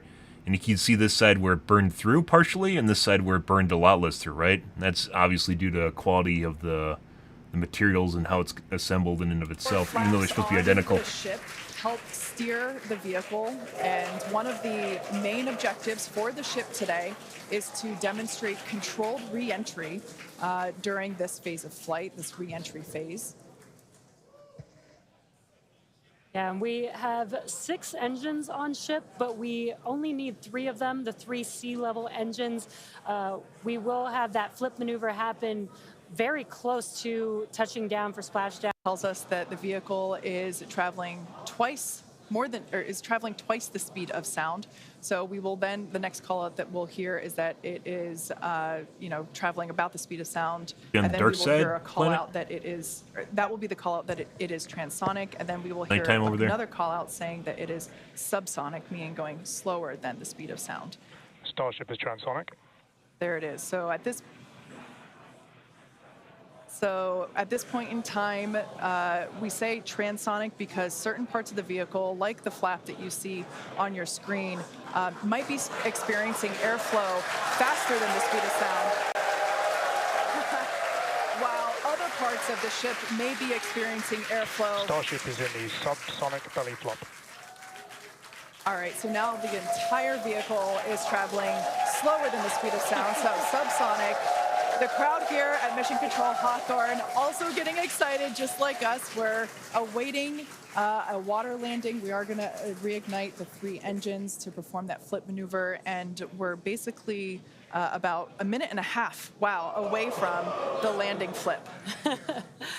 Yeah, the crowd's getting excited here as we get closer and closer to splashdown.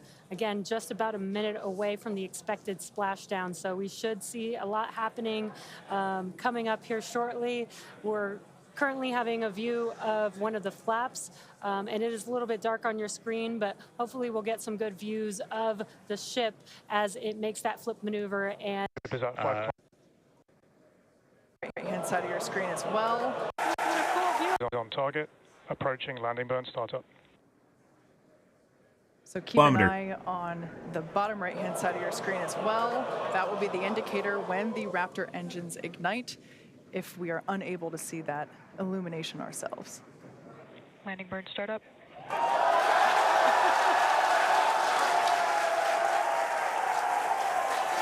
a cool view of the reflection of that landing burn.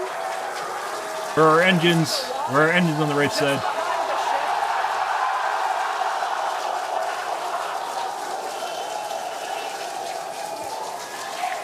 That's underwater? No. An incredible view. I think it is safe to say we have a ship in the water. There you go. Touchdown! That is a live view from the ocean surface.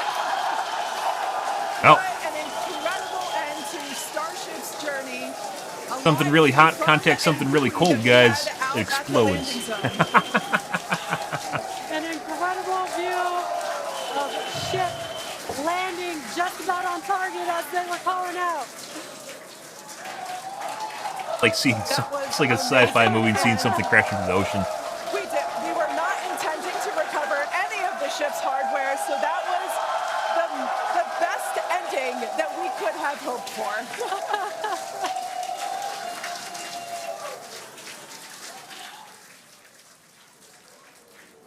Man, I don't think we're going to be able to get a ton of extra video of the heat shield, but we hit the target. We hit the target. Yeah. I mean, you know we hit the target because we had these buoys placed in a pretty specific spot, so wow. In before someone wipes the camera lens. What a day. I feel like that's what I get to say. What a day. I mean, everything started off today with that launch. We were able to lift off. Pretty successful, guys. They caught the rocket too, even though it was on fire.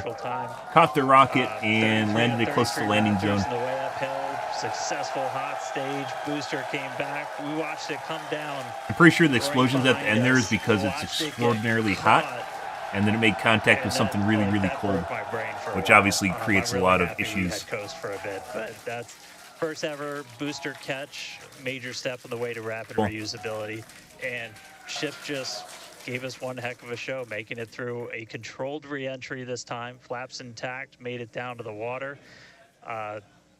Hey, starships were meant to fly, and it sure as hell flew today, so let's get ready for the next one. Over to you guys. Here's some more money shots of the booster. Caught by Mechazilla. Yeah. It's been such an incredible day today. Congratulations to our teammates and to everyone who supported the Starship program. And thank you to all of our future customers for your support. And we'll also like to thank the people of Cameron County, Texas, as well as the Coast Guard, the Federal Aviation Administration, the Government of Mexico, and the Australian Space Agency. Now be sure to follow SpaceX on X for more updates on today's test flight and, of course, for future Starship news. All in, like, what, is a year and a half? Amazing. Went from one exploding to basically almost ready will launch NASA's Clipper, for and we're also cargo. Returning Dragon back to Earth with NASA's Crew 8 astronauts. So that's pretty incredible, guys. Congratulations again to the SpaceX team. What an amazing launch and an even cooler catch. Thank you for watching, but we're going to leave you with an awesome recap of what has been the most epic day.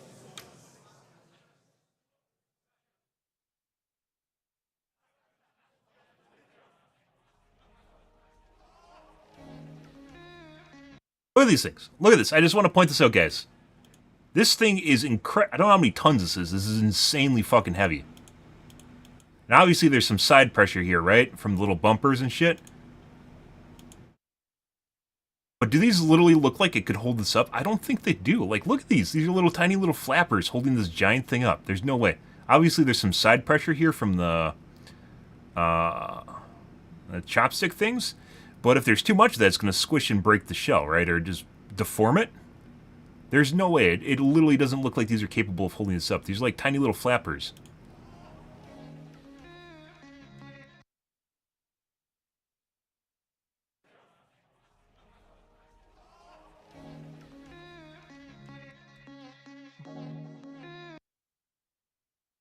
Like with little hinges on them. How the fuck do these four flappers hold this whole thing up?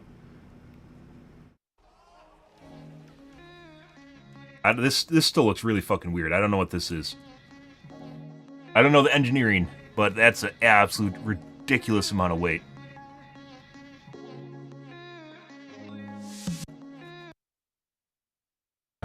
I don't know if this is intentional. It kind of looks like a hole here, so this might actually be an intentional blow-off for fuel.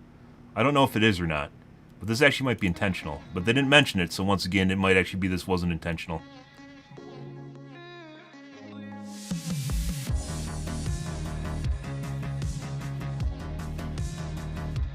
Totally don't look like they can hold that. And I don't think it's that.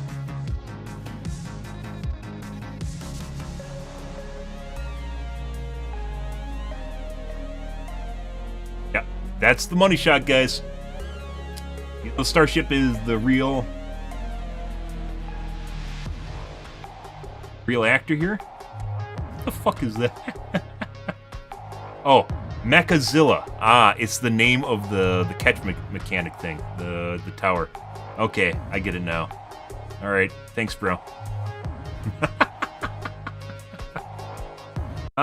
Pretty cool shit, guys. Like I said, don't normally cover SpaceX stuff, but we do cover every one of the Starship launches. We'll probably keep one until they basically figure stuff out. We'll probably cover the next one, too. But they're pretty close. That's actually pretty impressive.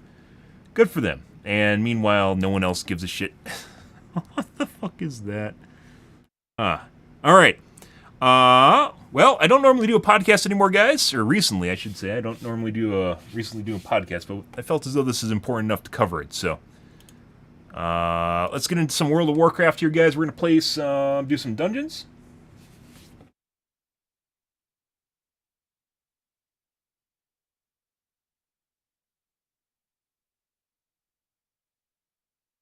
There. 1 second.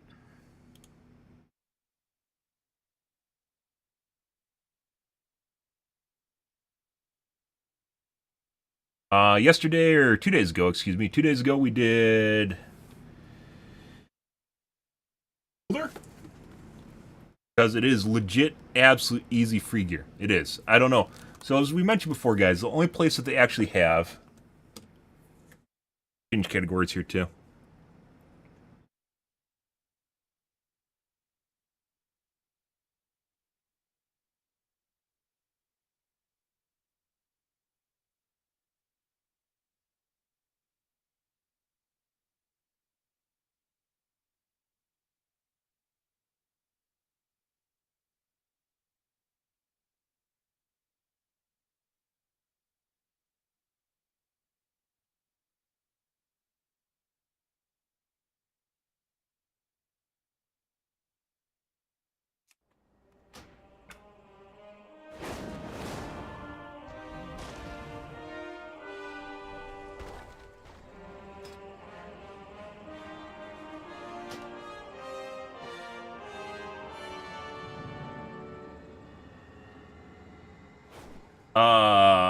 Let's see.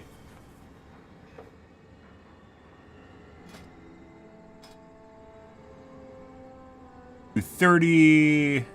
Still haven't done Stone Vault, Dawnbreaker, or City of Echoes. I do want to try.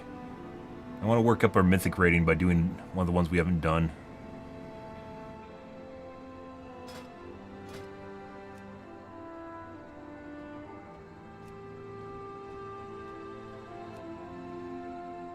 Five.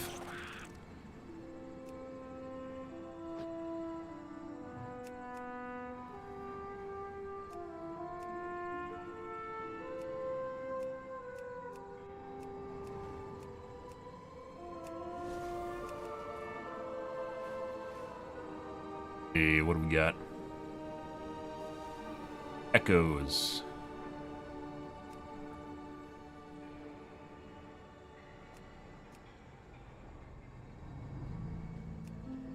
Oh.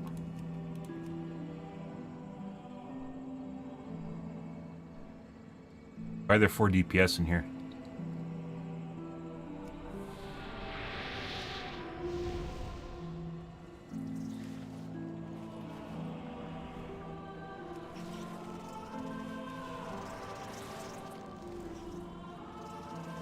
Unbreaker.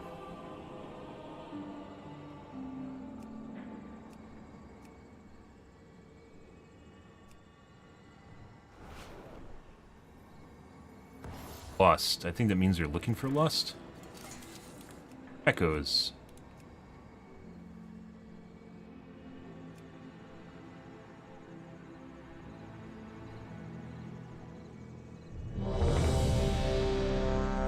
The Echoes. Arakira. Ooh.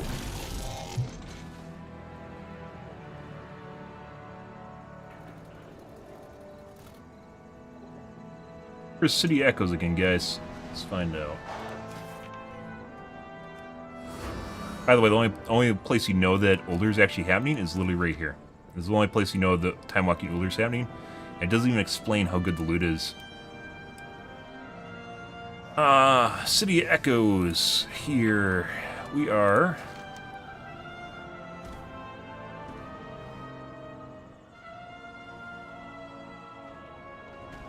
Heads.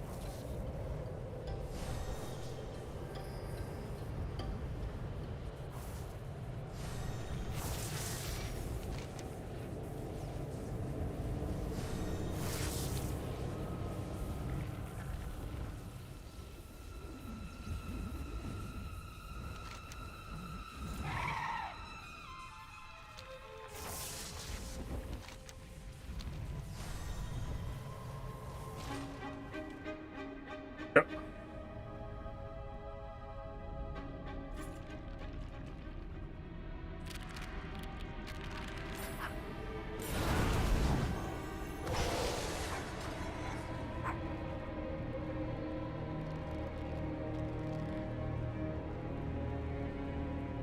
Actually faster to summon them than it is actually sitting here.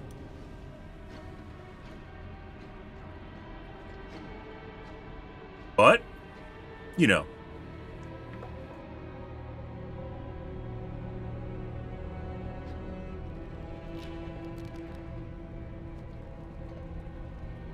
Minimal work. Privilege gain, reputation gain, so that Ulduar. There's time walking dungeons you can do right now, which take forever.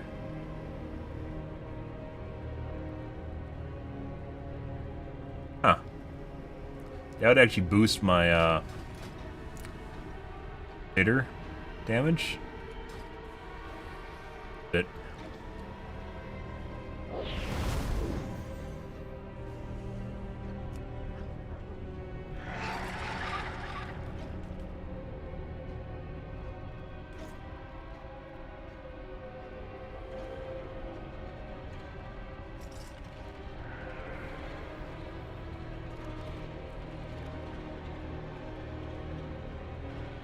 And now you learn the true lesson of the void. Oh.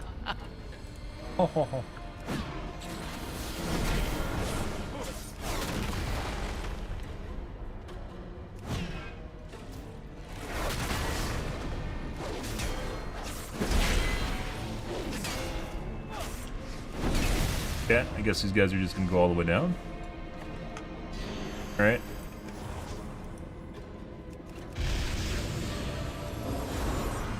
Okay.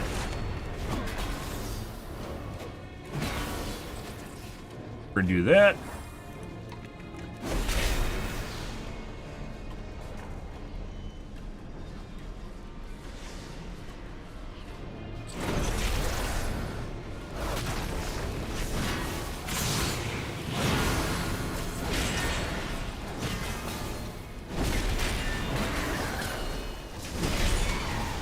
We're fine.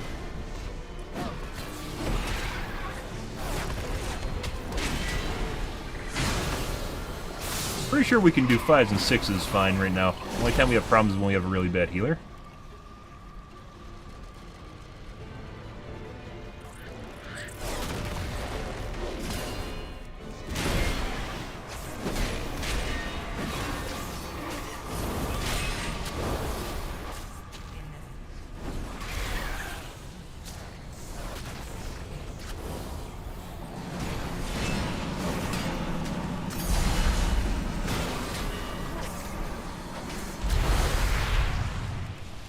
What? Rough. I can see the guy literally fucking in front of me. What the fuck's going on here?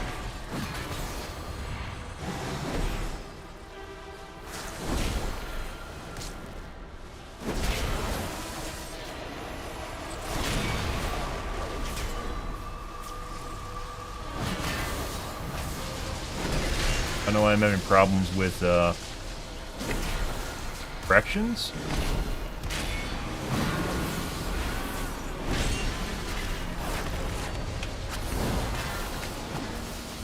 Someone aggroed the boss, by the way, prior to me pulling him. Why someone died.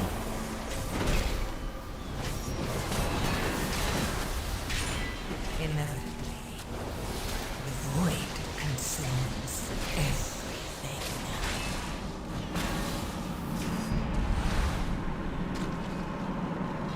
Okay.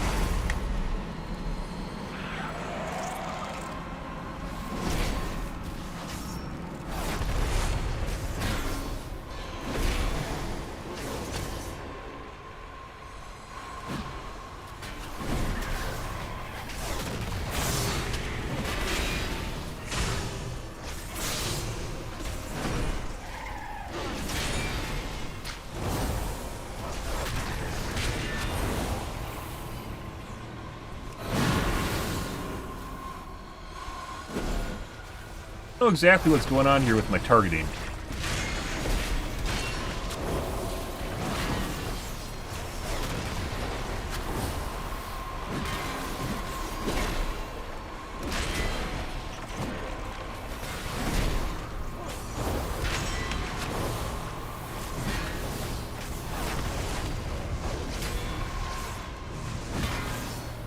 They keep saying stuff's not in front of me when it's clearly in front of me.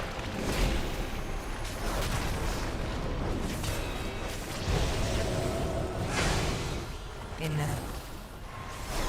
Void consumes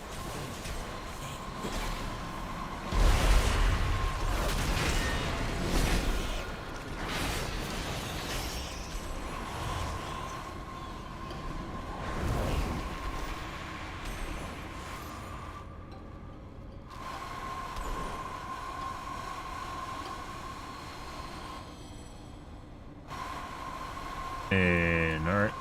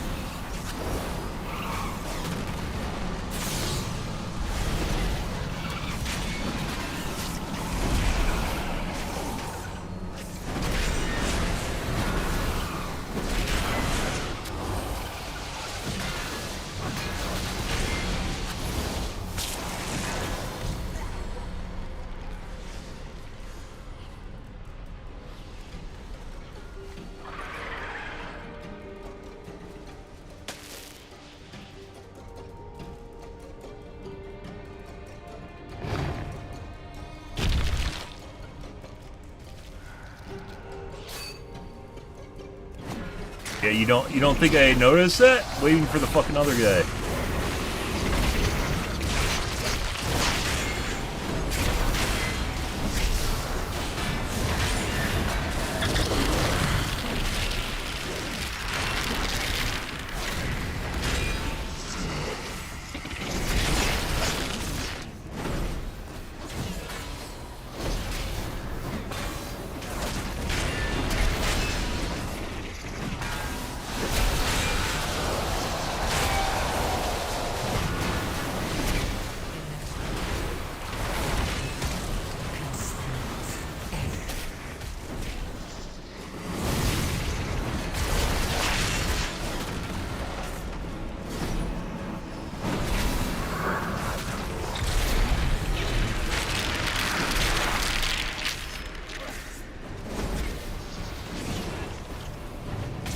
pretty sure the fucking...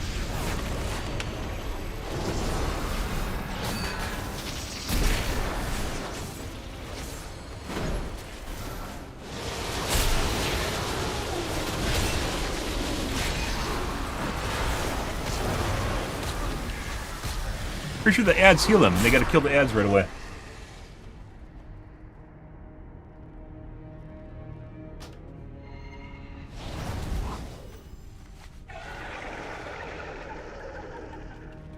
Stand in shit. I didn't stand in shit. I kited the boss away from the shit that was on the ground. Talking to someone else, though.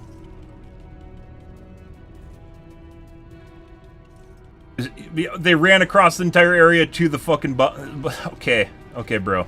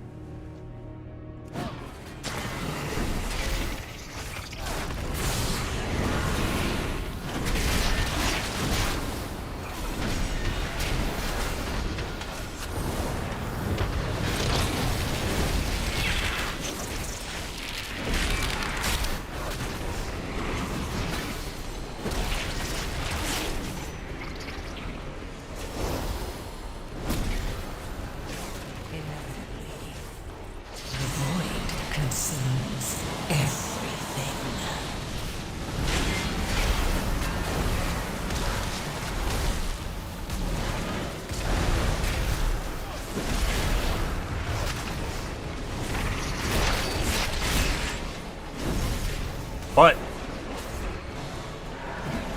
The ads fucking heal the boss.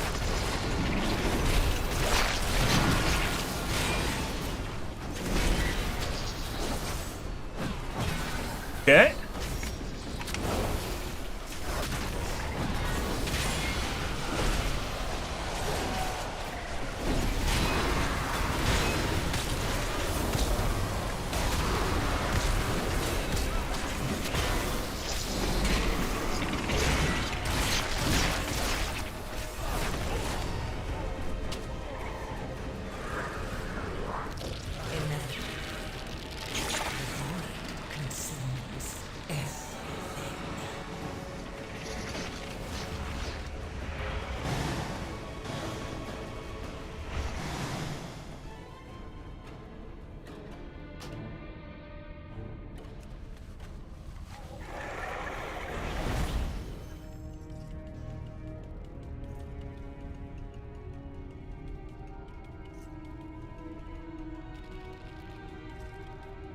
Fuck.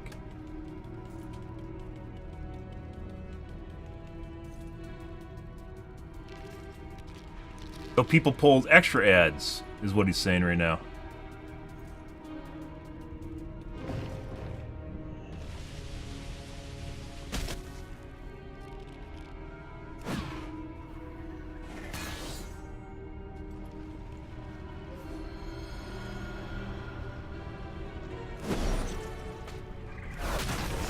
They had to be really fucking far away from everything to actually be pulling these.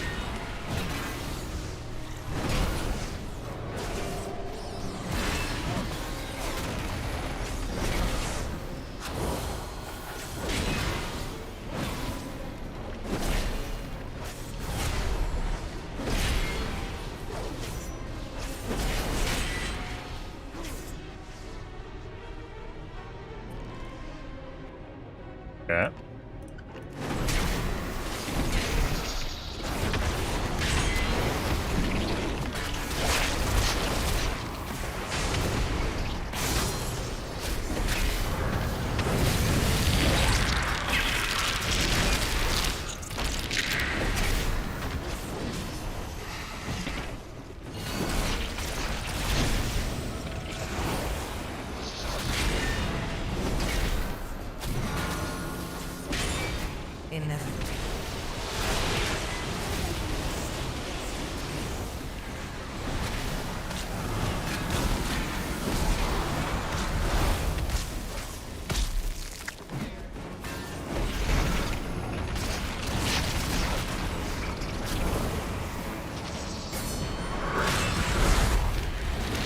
Okay.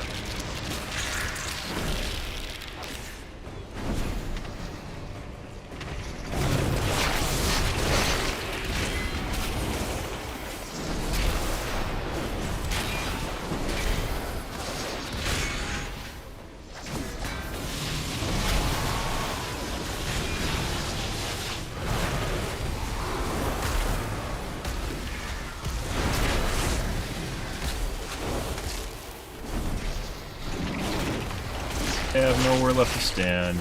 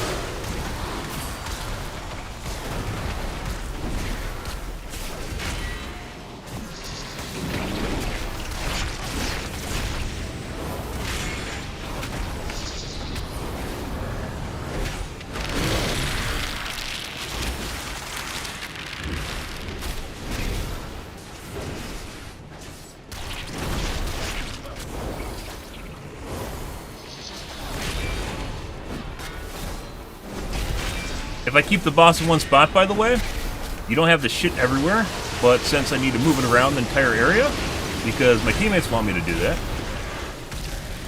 the entire area is caked with webbing.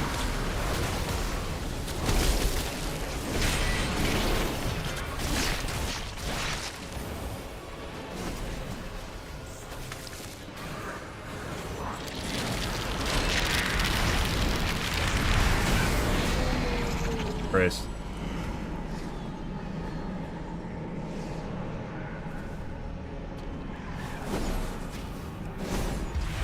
I don't even know the first time how they pulled the mobs away on the edges. You guys aren't like elites or anything either. All good.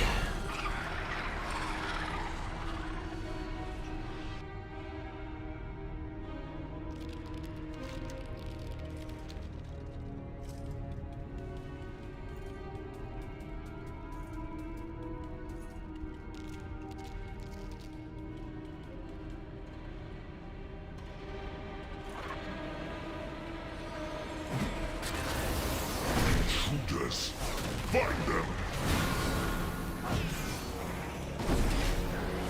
It's just pulled extra trash.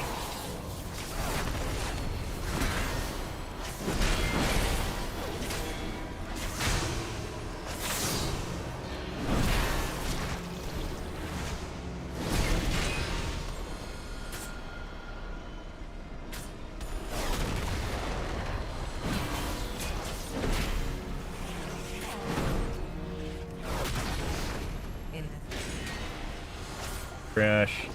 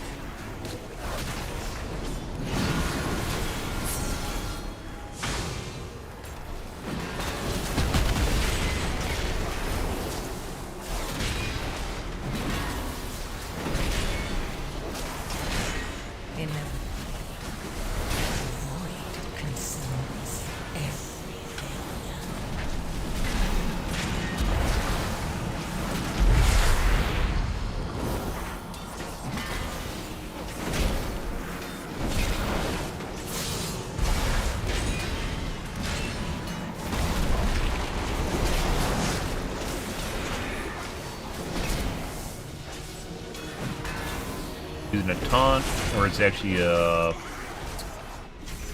unmisdirectionable, directable.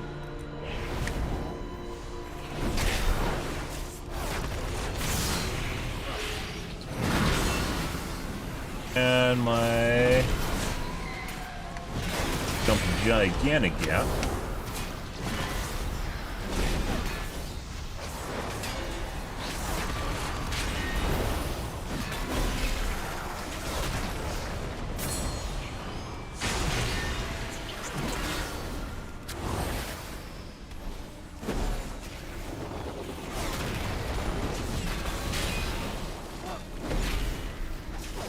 Inevitably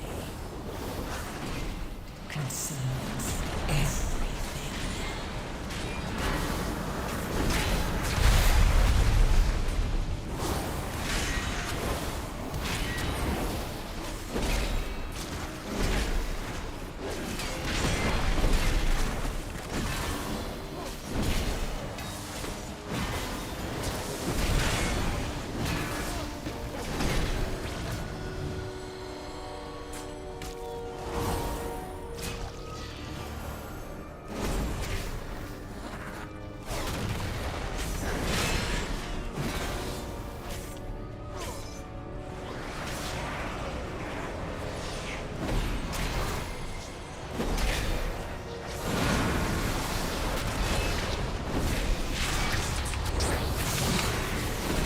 Holy fucking shit, where the fuck did these guys come from? Did I pull them? I don't think I did. What the fuck is this shit?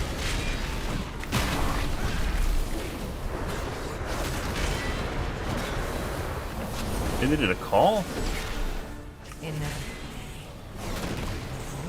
Consumes everything.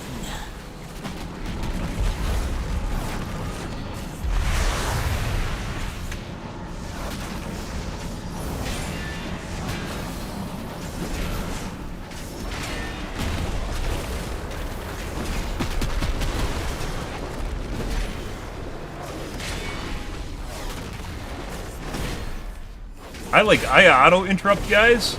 DPS legit never use their interrupts ever. Like even when I don't, not never. There's occasionally a DPS that uses interrupts, but usually they don't use interrupts at all. And playing a paladin takes a lot of the work out of things too.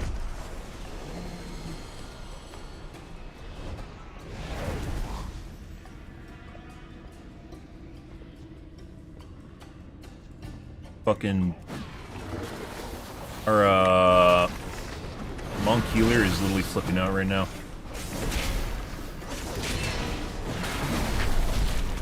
Again, you generally don't ever say anything in party chat ever, guys, because this guy's literally just gonna self-immolate in like 5 seconds.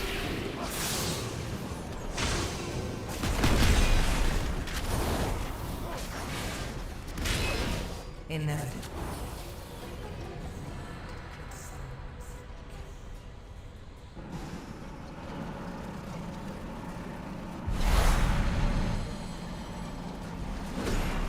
You'll fall to my swarm.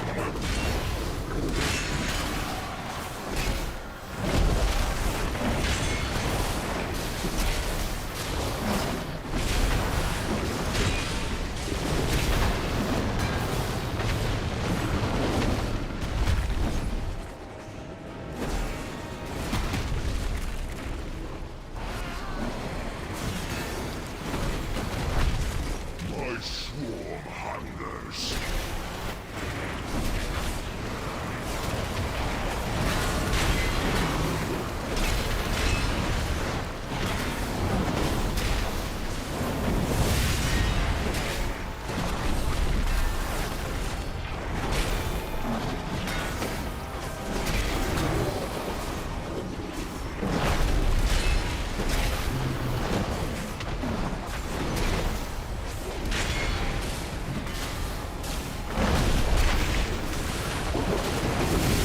Good battle res the guy that's dead right now.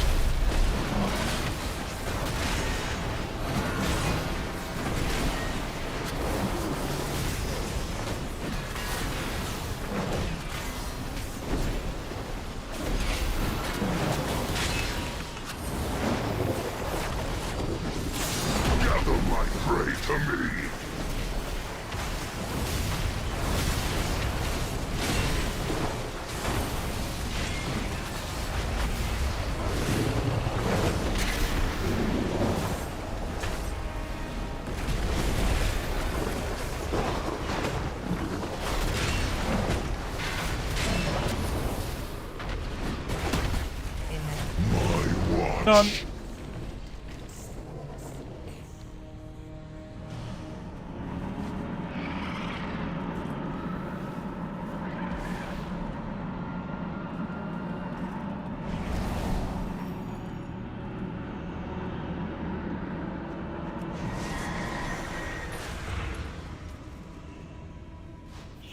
Yeah.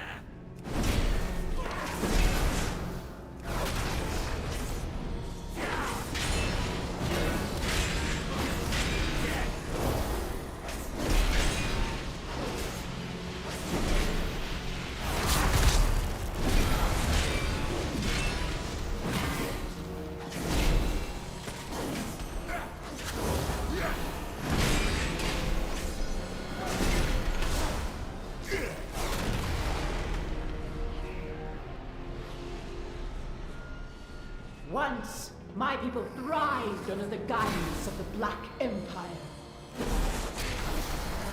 Queen Nephros refused to reclaim that glory, but no more. Ansurek and the Black Blood will usher in a new age for Ashkahet.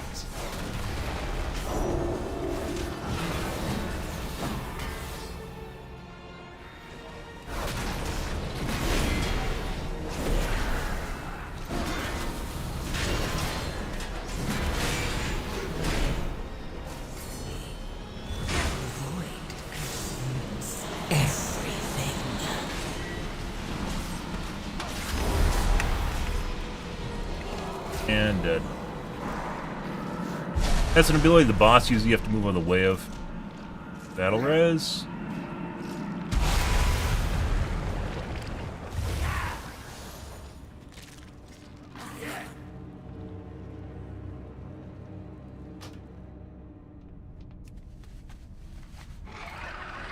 Normally faster going around the side, guys, as opposed to going down the center.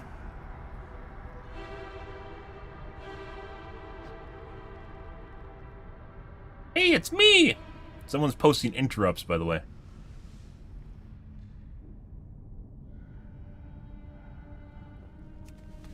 Is the freaking out monk. What's our heals per second? This could be... Sometimes you get squealers, guys, that literally just make up... He's doing a lot... I mean... I still have 29% of the healing. Sometimes you get people that just say shit.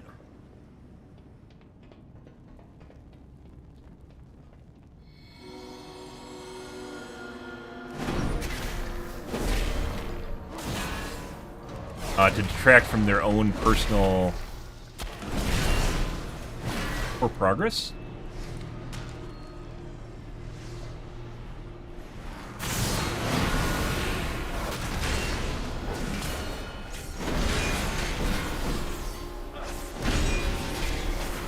Okay. Healer just died. Or, excuse me, the priest just died.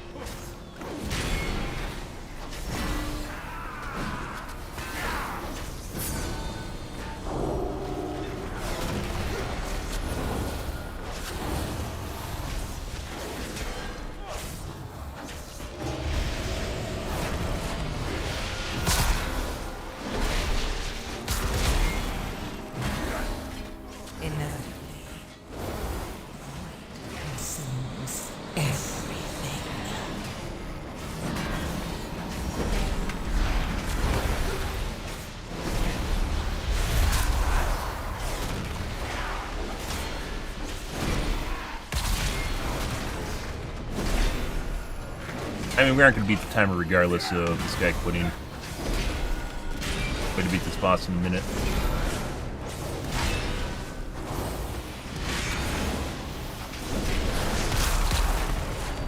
These, by the way, these circles are the same ability the boss uses if you dodge.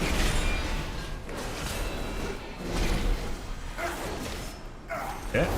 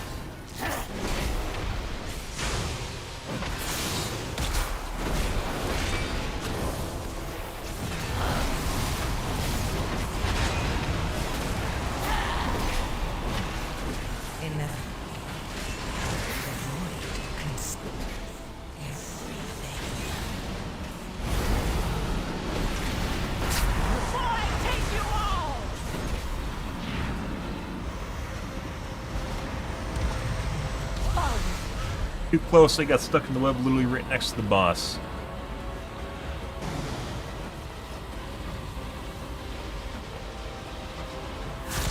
I could have actually got out of it though. I thought I was out of range, and I wasn't. Never what the harvest continues.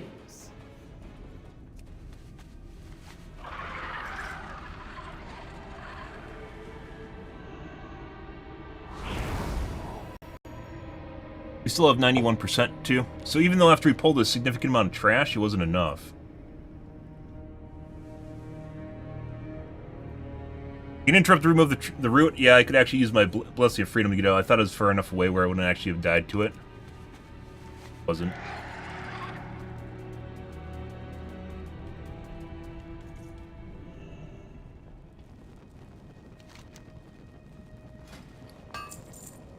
Built-in repair? What a nice guy. We're also light on trash right now, too.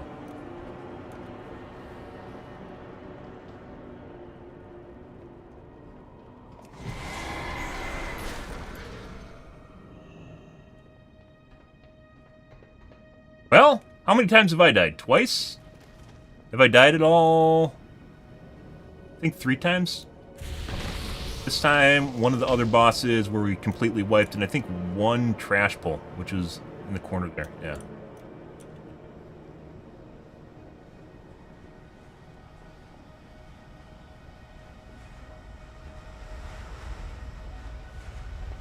Yeah. Our healer, by the way, you're not looking at party chat right now, but our healer this entire time has absolutely been freaking out about literally fucking everything. Healer, I wouldn't say is even all that great, but The harvest will prevail. usually people that are actually doing some of the core stuff. Got a Nightbot.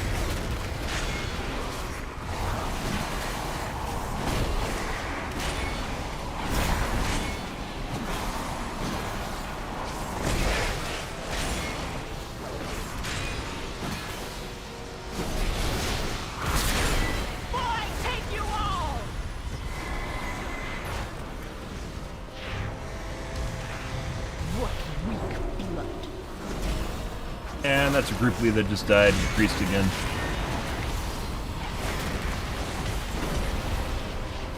I could actually eat the... oh, maybe move the boss away from the blob so we have some left over.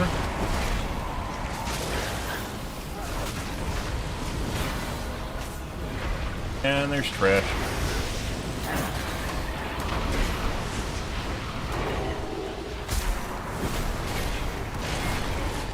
Inevitably. 2 for 1, guys.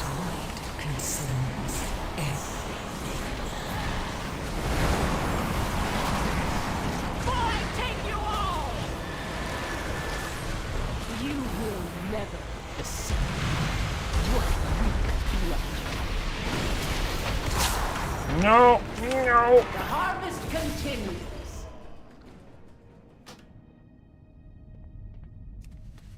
Yeah, we lost the healer. Well, there's that.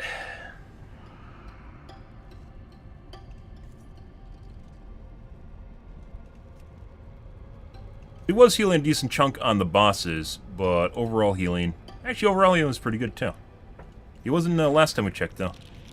Well, GG. Fell apart. Healer basically died every single time on every single one of the boss fights. The first boss fight, by the way, I have no fucking idea. Absolutely no idea how we didn't kill, like, the... it felt like the DPS, like, the DPS wasn't super bad, either. But they weren't killing the trash. And then the healer was blaming me for not moving the boss away from the trash. And the problem with that boss is if you move him away from trash, you kite him all over the fucking instance and he dumps webs everywhere. Which basically when we killed him, there's no places left to stand. I love A-type personalities, guys that always think they're right. Absurd.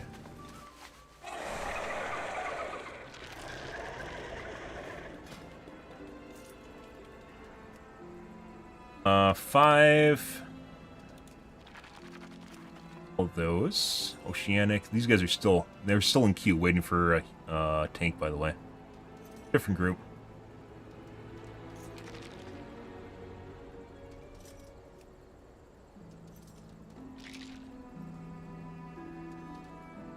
I'll do one more.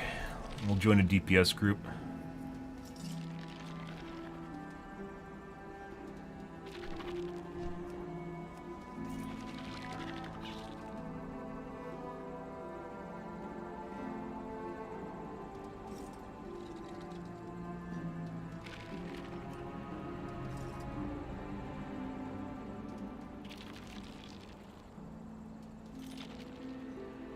Dawnbreaker I don't mind doing. First sight, last time we did it, if you have people that don't know how to do the fight, is very annoying.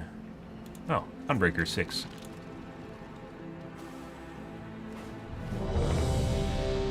Dawnbreaker 6. Yep.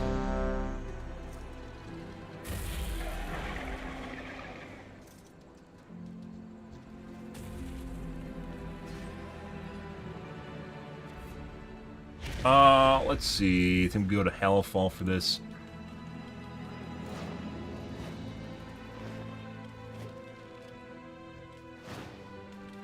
Always like, people generally, guys, don't perform well even when you're yelling at them. Sometimes they'll actually do stuff. Like, if you tell them to do stuff, sometimes they'll do it. But if you're yelling at them, it usually just causes them to perform worse, and then obviously makes the group fall apart.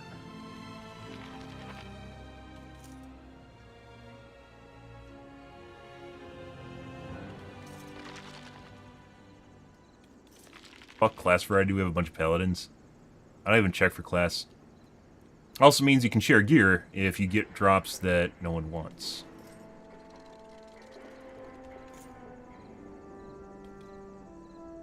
Fuck's entrance. I know it's in Halifall.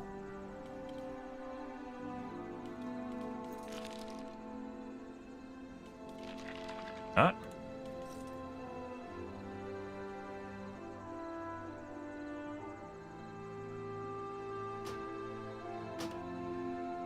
Well, we'll see where we are.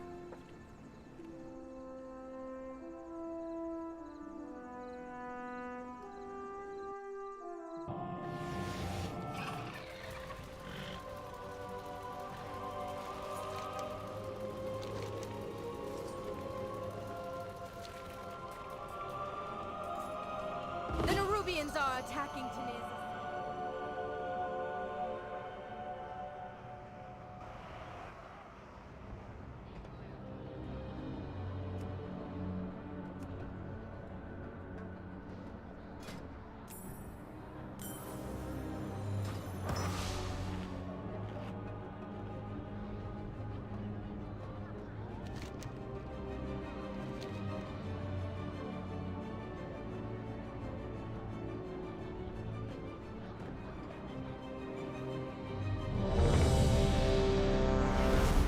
Alright. Paladins do we have? Are they all paladins? Shaman. With its complement of cannons, it can... Wait. Who are those intruders?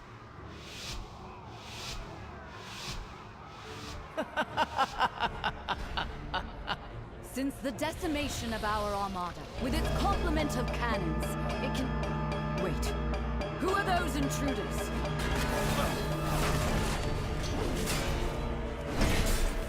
Yeah, well, we can take this as a 6. I think 6 is generally where I can stop. If we have a decent healer, though, we probably could actually do much higher than a 6, but we don't have that right now. Or we might not have that.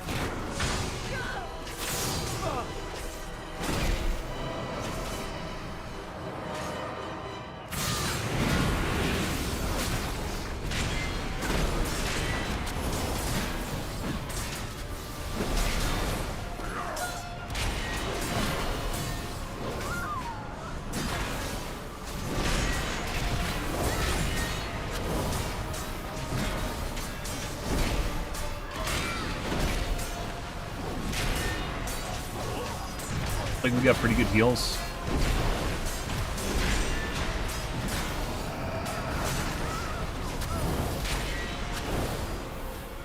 I can't tell because there's multiple consecrates on the ground. I can't tell which is mine and which is someone else's.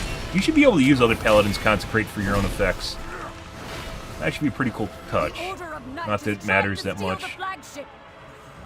Basically just reduces or removes a GC.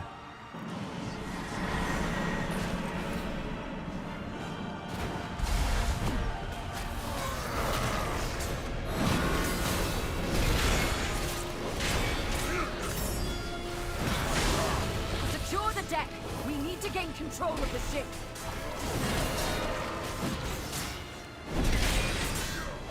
Candy and shit.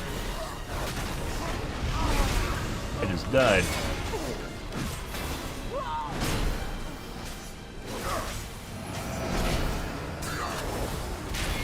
Airship's approaching. Be careful, outsider. Those aren't ours.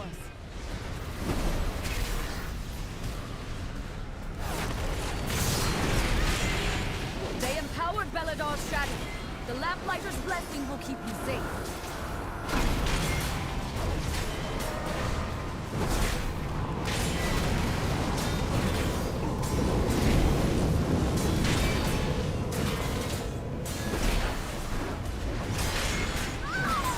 Side trash dead. I was actually about to ask whether or not we had to kill side trash. I don't remember.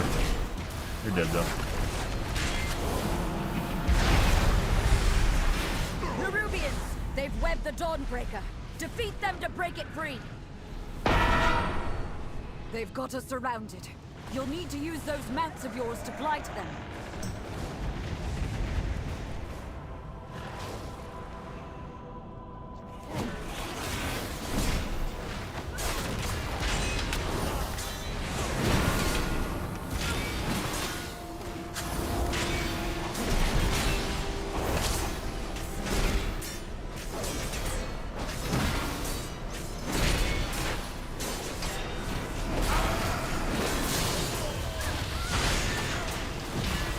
Done that a while ago.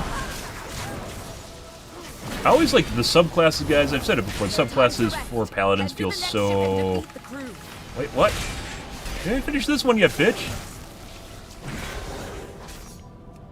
Only one more ship and the Dawnbreaker is ours again.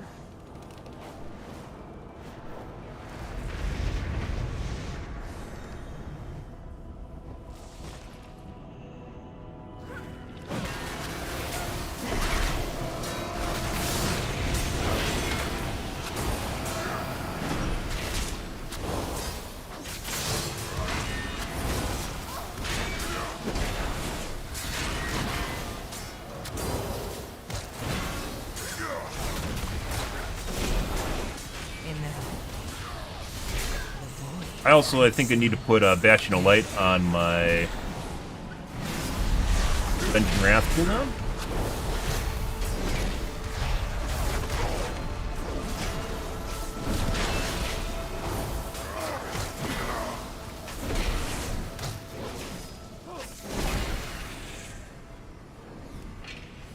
That. We have learned to embrace the dark. Be not afraid. Let it embrace you.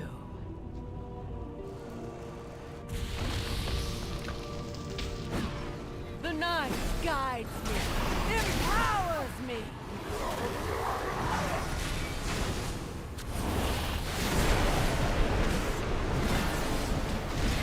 Oh! Thanks for reminding me, game. I was like, what is that? What's Gat? No, okay, I remember.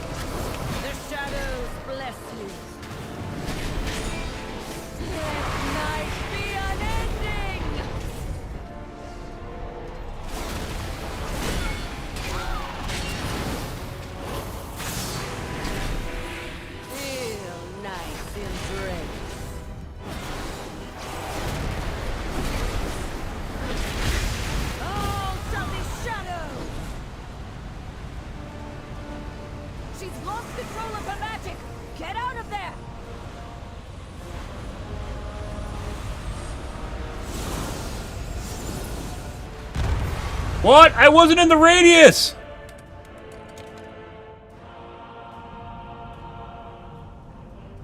The fuck is that? Here into the dark. The shadows bless you. I literally looked! That wasn't in the radius! I saw! Blizzard, you fucking liar!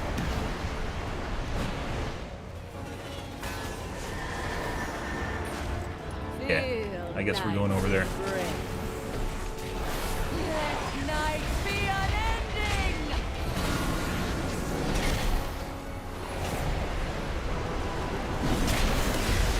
What the fuck? I am not in a radius at all! Hello? The shadows bless you.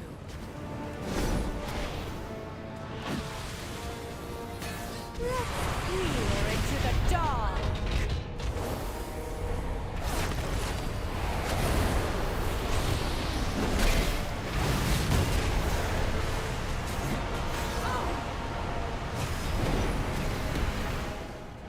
Feel night's embrace. Teleported.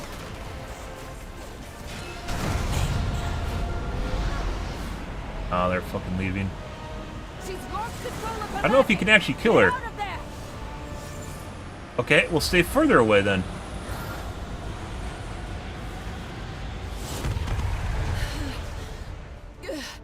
I feel the dark's embrace.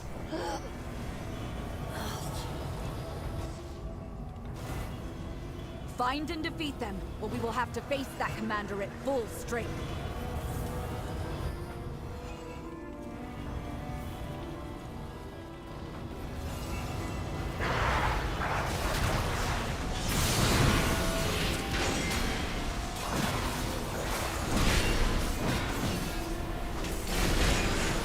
On a line of sight, the healer is very easy on stairs, by the way.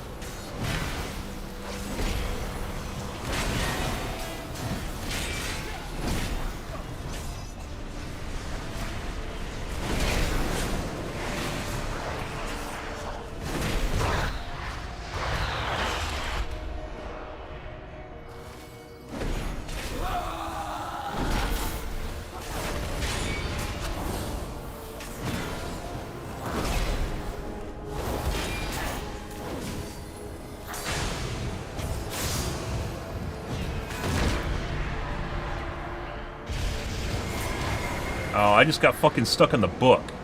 You gotta be kidding me! Oh, I thought that was actually,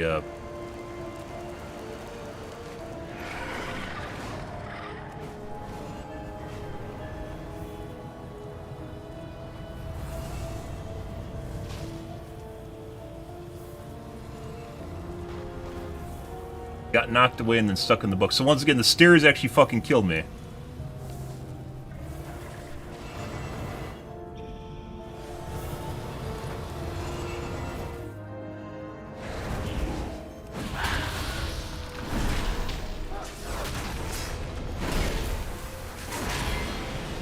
Fucking hilarious, after I just talked about the stairs. Ah, yes. Irony. The void consumes. Not repeat that, and then I pulled trash, which is what basically killed me.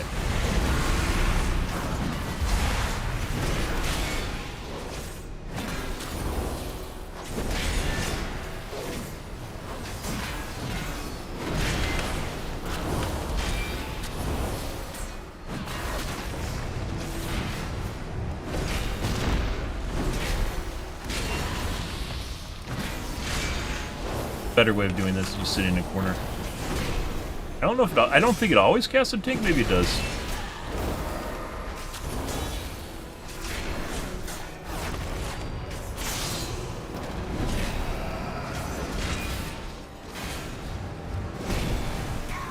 They try to defile our faith. Instead, you have weakened their commander.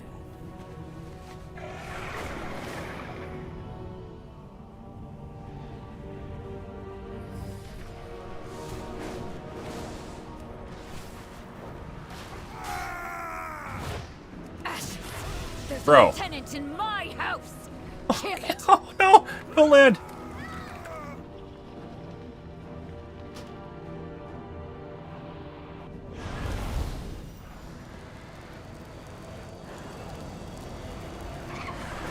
trying to look for a place on the ground that we could actually sit without taking aggro, and the guys didn't render right away.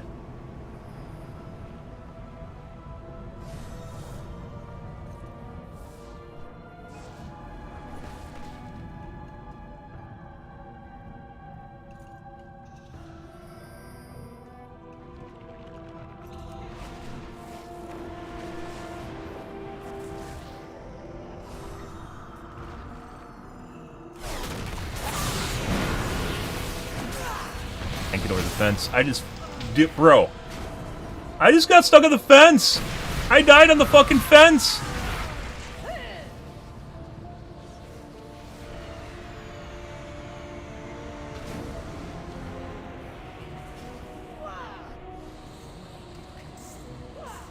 I mean, I shouldn't be sitting here. We should actually just be going back as fast as possible. Gotta be fucking shit. I couldn't jump over the fence, and that got me killed.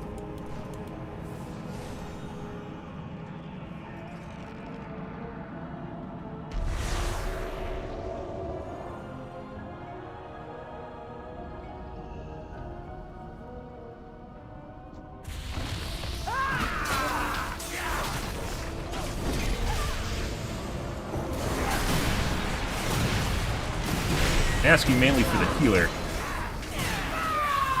So that didn't happen.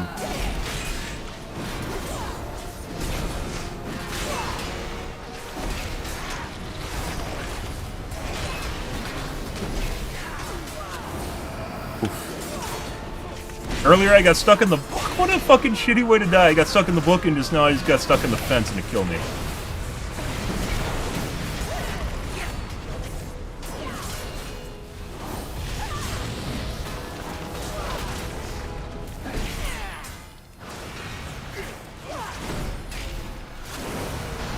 Healer die? What's going on here?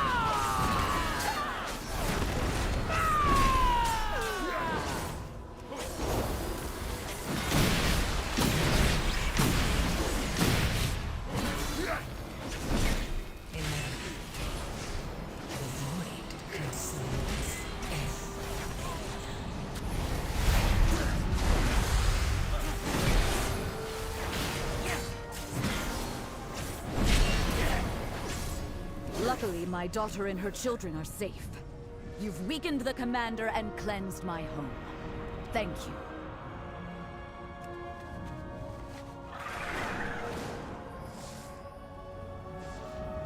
They've taken the inn as a foothold, and a lieutenant leads them.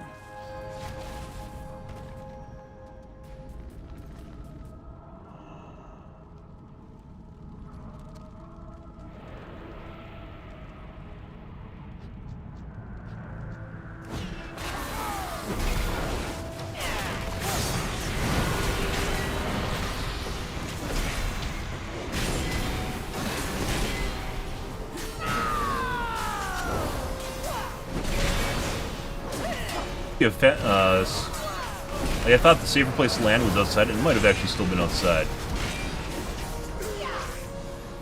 Rather than sitting on the building and doing that, because we still have to fucking hit trash.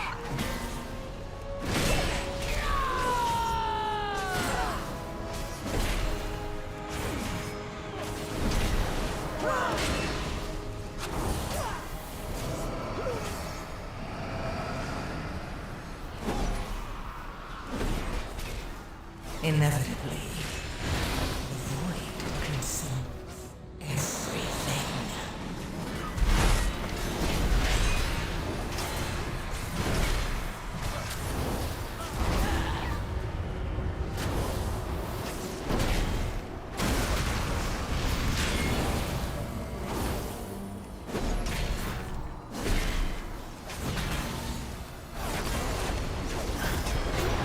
On here, Mustanian and shit.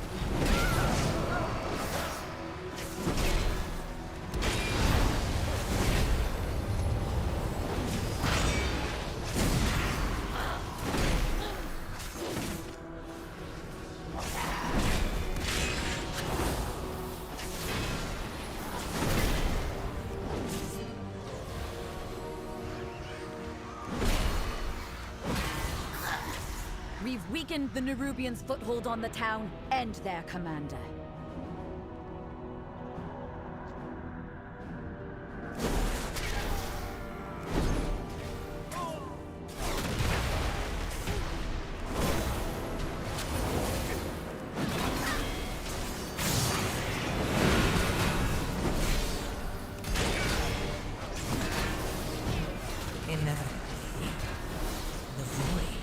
consumes everything.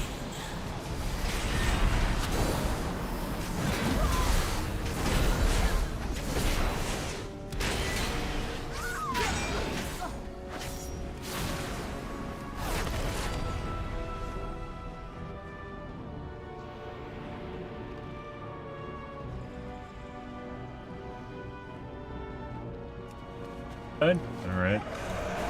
I cleared out that area because we could have...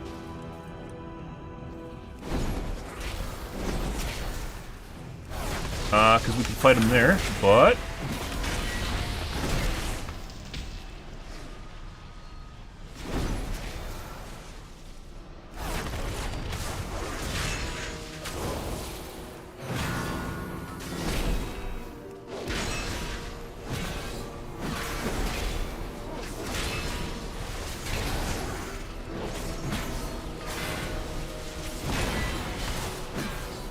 else is interrupting, by the way.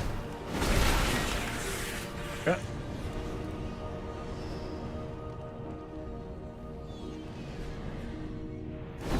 I still have power enough to defeat you. Shade, take you.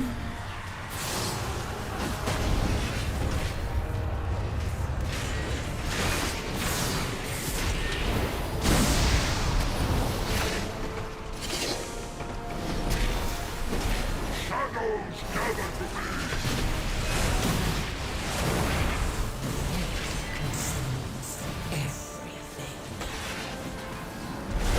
Darkness come.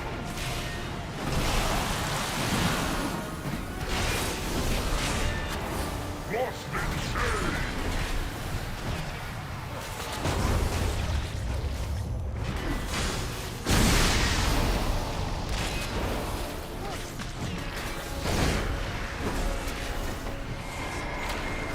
The shadows consume.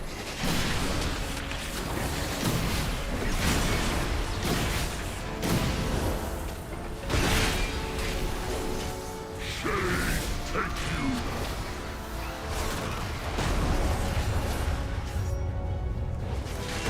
Soft shadows, by the way, on the edge of abilities now, as I mentioned before, with this expansion pack.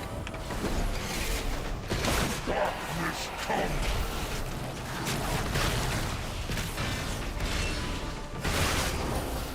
Lost in shade.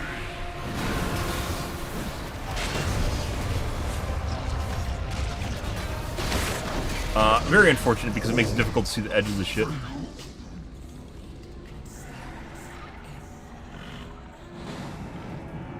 Go back to the ship. Keep pulling trash. You've saved Merildar, champion. We'll drive the remainder of the shadowy lot from the city. Wait. No! They've sent a force backup and retaken the Dawnbreaker! If the Order of Night steals the Dawnbreaker, Merildar will be defenseless!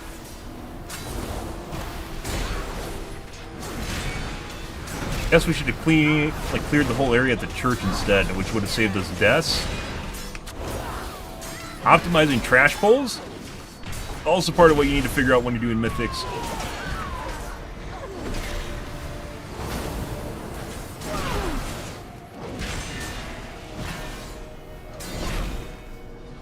If the Order of Night steals the Dawnbreaker, Merildar will be defenseless!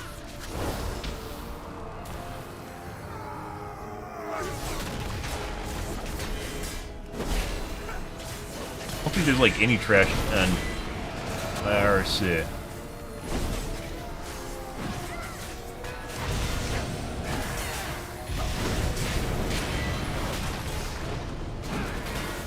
Inevitably, void consumes.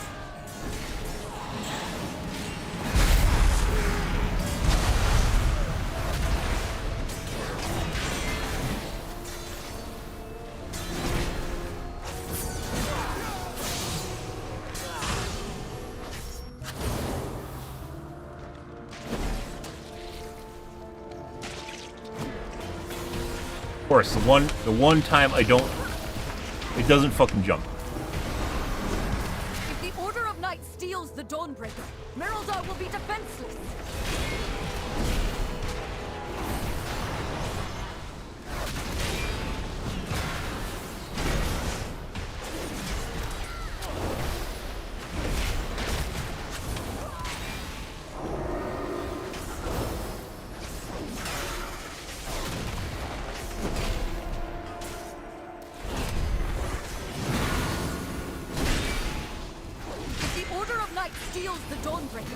Merildar will be defenseless.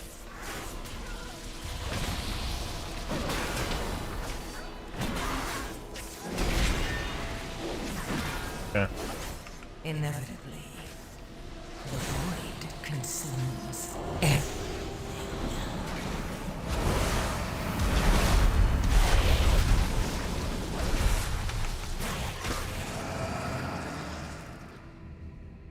If the Order of Night steals the Dawnbreaker, Merildar will be defenseless.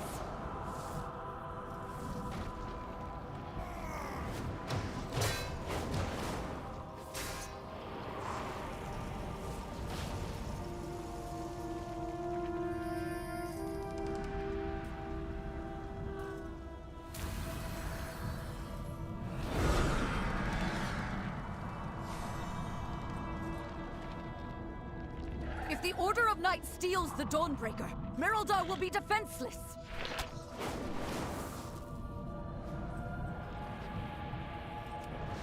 Okay.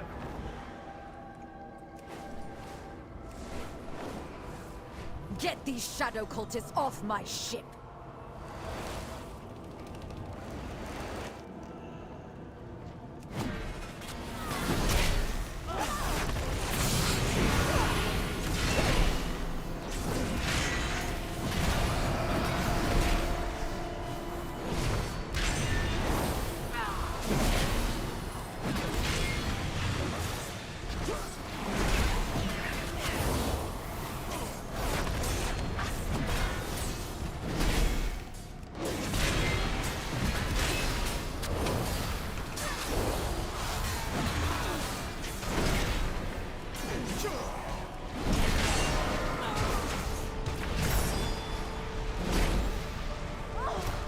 Inevitably.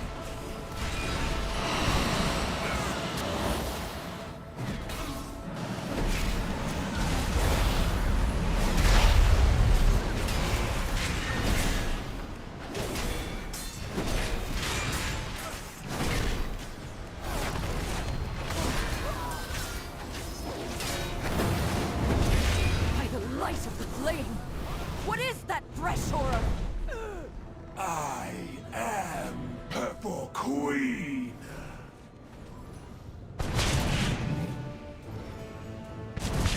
Eviscerated. Taste venom. How feast. How feast. Oh! Perfectly avoidable wipe. They pulled before the healer... yeah, they literally just fucking walked on top of the boss. Pulled before the healer actually,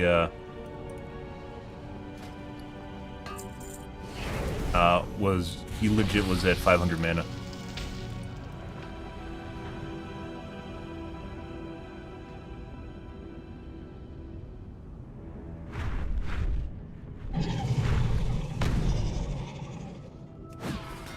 Queen.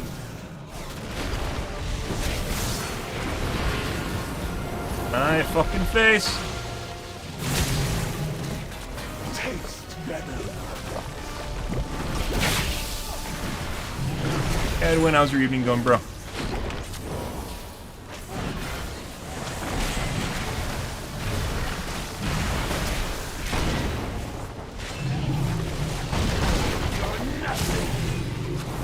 Acid sting.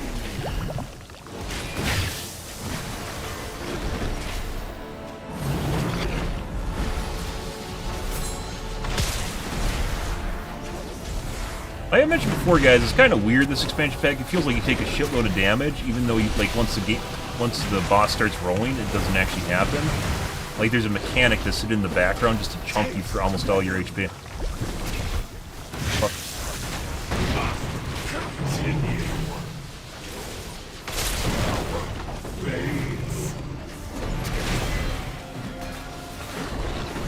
Take that monster from the Dawnbreaker.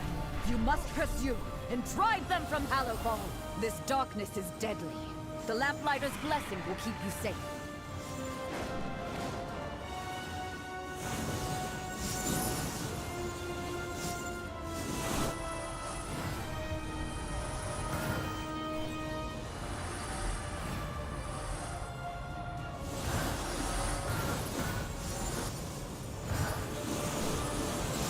Go too fast, these fucking orbs don't spawn. I learned that the hard way. So if you follow the boss too closely, you don't get fucking orbs at all.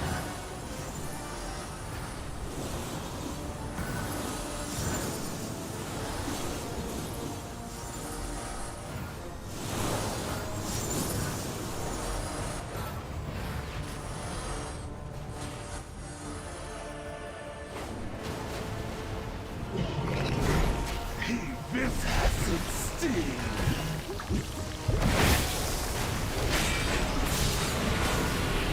Heroes, you got it. Stay still.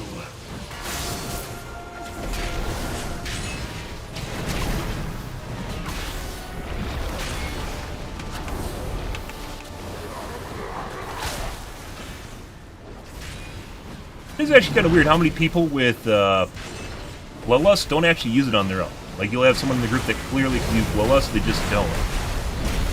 Like, they wait for someone to tell them to do it because they raid. But, like, when you do pugs, there's no one doing that, right?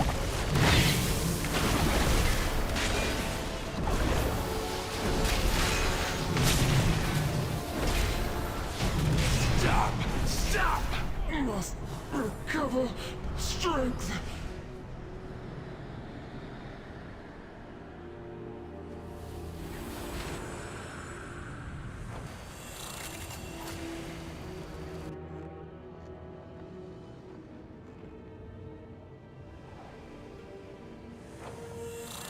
You've done it, champion.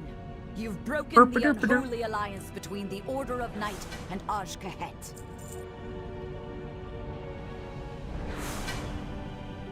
That creature of theirs has fled back to their queen.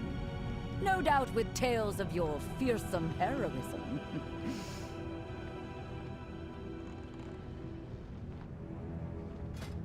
I'm sure your paths will cross again. But for now, enjoy your victory.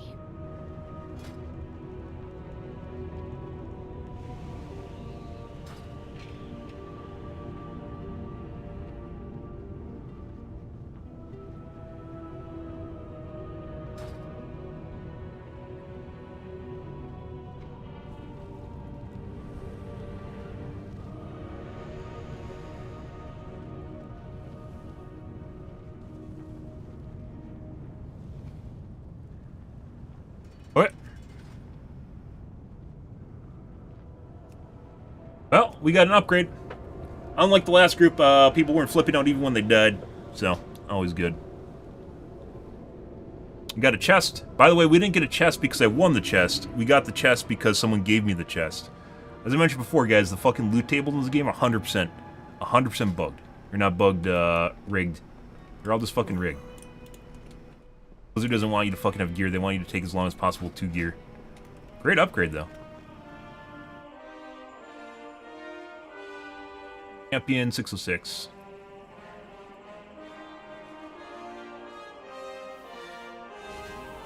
Saving that? I mean, we got some pieces of gear here which are lower level, but they're actually technically upgrades because they're champion level. They aren't upgrades till I put points into them, so...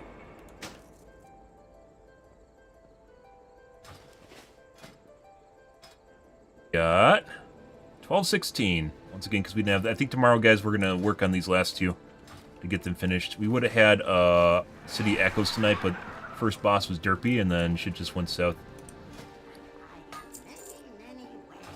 Definitely could save a lot of time by pulling stuff for figuring out how much trash you need to pull. The last boss was worth trash pull. I don't know what it was, though. So, people freak out if you don't have enough percent by the time you reach the end boss, but you can very easily farm more trash after reaching the end boss, so I don't even know if that's... Well, it is faster pulling during, right, when you're running through the trash. It's very easy to clean up trash at the end of the instance. I don't know why people freak out about the trash percent prior to actually figuring out how much trash you need. Because at the end, you could actually be short, unless you know the exact number. You could be short or you actually have more that you need. Like that boss was worth, I don't know how much percent, so... Might have been able to actually finish that faster if we didn't just kill the boss and then flew back to the trash piles. Because it was actually very easy to find trash. Problem with flying around, however, is people are out of sync with each other and they don't know where you are, even when you're marked. Makes it more difficult. Hope you're having a wonderful evening, Idawin. Yeah, took some time off the last 2 days, guys. Still on very short streams here, just the way life's going right now. Hopefully we'll get back to 5 to 6 hour streams. Oh, we can gear better? Not quite there yet, though. And we did our delves, which are a huge waste of time once again, even though they give us 606. How many pieces of gear do we have that are a little lower than 606? Neck, which is actually just a super upgraded blue, by the way. Neck, cloak. So, tier 6 dungeon, or key 6, gives you 606 items. And this we got out of Ulduar.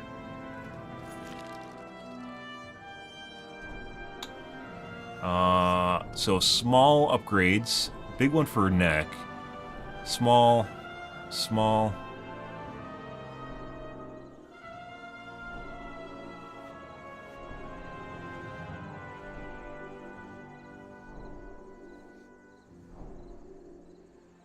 And eye levels. So even though we did it, most of the gear is not... I mean, we'll probably do keys. I don't think we're going to do Ulduar again. We might just do it for the... whatever the next week is. Do it for the end boss. I don't know if you can do that again. It's weekly, or if that's just a one-time quest. We'll have to wait and see. After resets. But considering the number of mythics we had to run to get to 5... to get to fucking 600... Literally could have just ran Ulduar and got, like, half her kit. Fucking...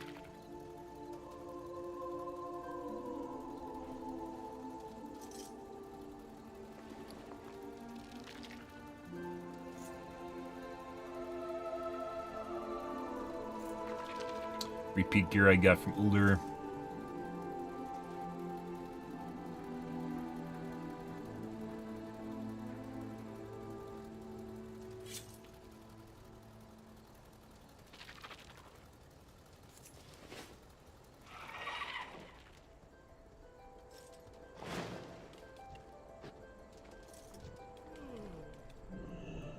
I will do my duty. We'll do delves after reset.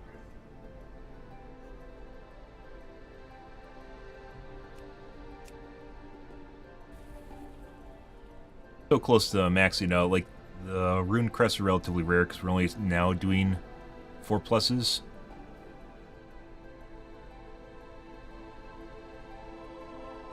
Still gonna take a little bit.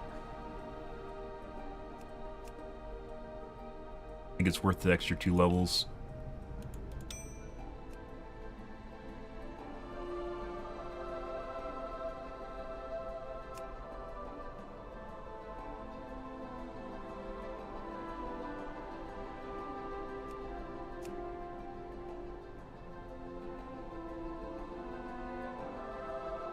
By the way, we got a last week's dungeon, the proc, guys, which is basically the majority of the trinket because you don't have a primary stat. The proc, horrible. Absolutely fucking atrociously bad. Yeah, despite the fact that it literally makes up almost the entirety of the trinket. I figured, you know, the Wildhead couldn't be that wrong, right? No, it's bad. It's really, really, really bad. Go carefully.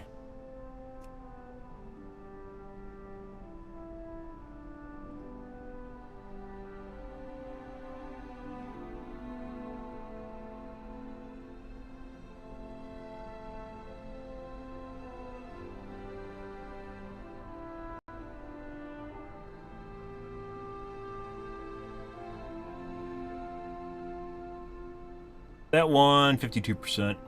The one before it was also above 52%. That's where healers should be.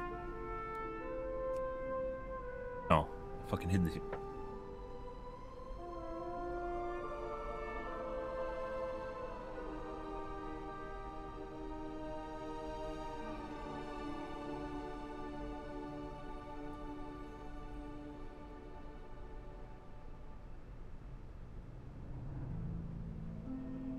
I really should bind Bastion of Light to Avenging Wrath, I think.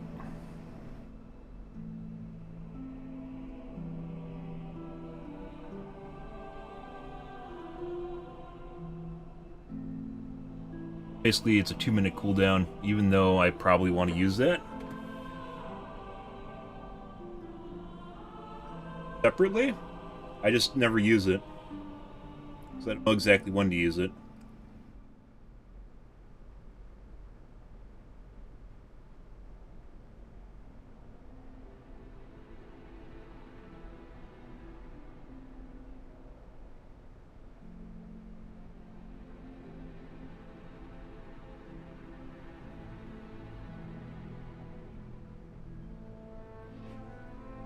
Each judgments generate 1 additional holy power. So it's 2. It could be we might over holy power 2, which is also wasteful. Judgment already generates 1 holy power. Avenging Wrath gives 2. Bashing a Light, generating 4 holy power per judgment.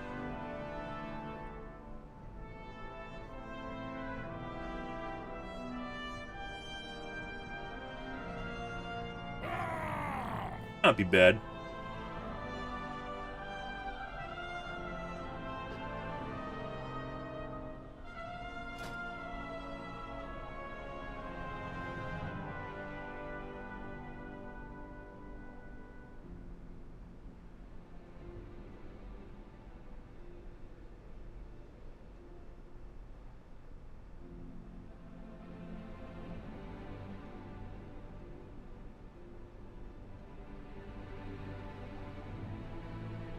Glory bound to Eye of Tyr.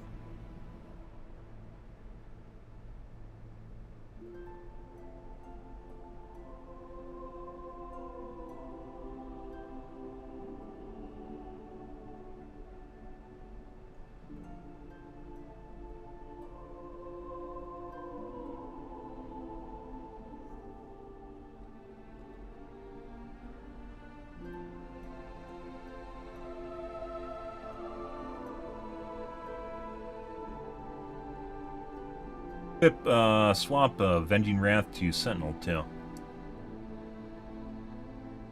Generally what you want for a tank.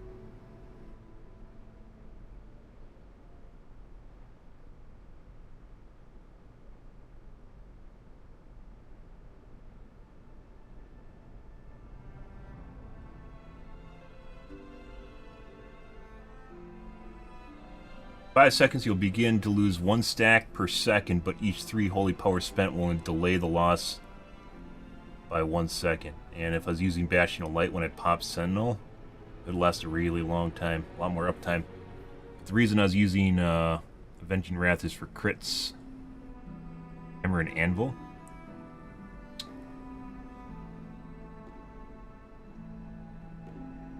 Damage. 10% of my damage from Hammer and Anvil.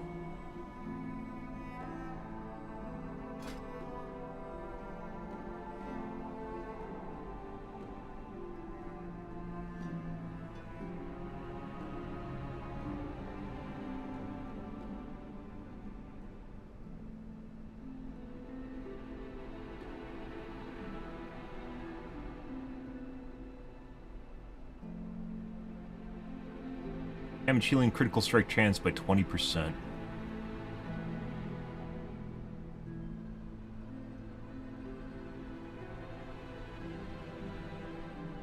Only does damage healing, you don't have crit.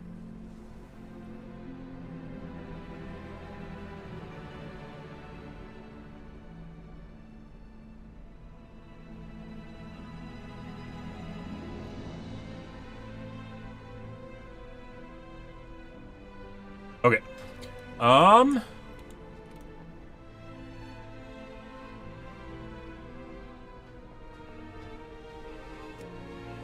We're gonna call things here for this evening, guys.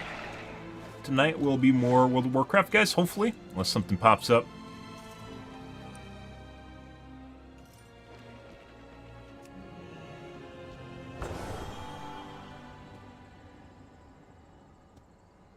We'll see where it goes, though. But yeah, I took a couple days off here, guys. Hopefully we'll keep streaming. Hopefully we'll get on earlier, but no promises, guys. I also need to go shopping, so there's that. But I'm out here for seeing you guys. If you are new to the stream and you enjoy things, make sure to follow button on your select platform. I stream to Kick, Facebook, YouTube, Twitch, Trovo, as well as TikTok every day from late night to early morning, GMT-6, so late night North American time. You stream for about 5 to 6 hours, give or take, depends what's going on in my life, happening, etc. We're out here for this evening, guys. Tonight will be more of the WoWs. But yeah, if you're curious, we watched the Space Flight 5, Starship Flight 5 at the beginning of the stream, which I think is worthwhile watching. It's about maybe half an hour. It's longer than that, but most of it's just filler, so that. But we're out of here for this evening, guys. Thanks for watching my stream as always, and I hope you guys have a wonderfully fantastic Monday night and Tuesday morning. Have a good day, guys.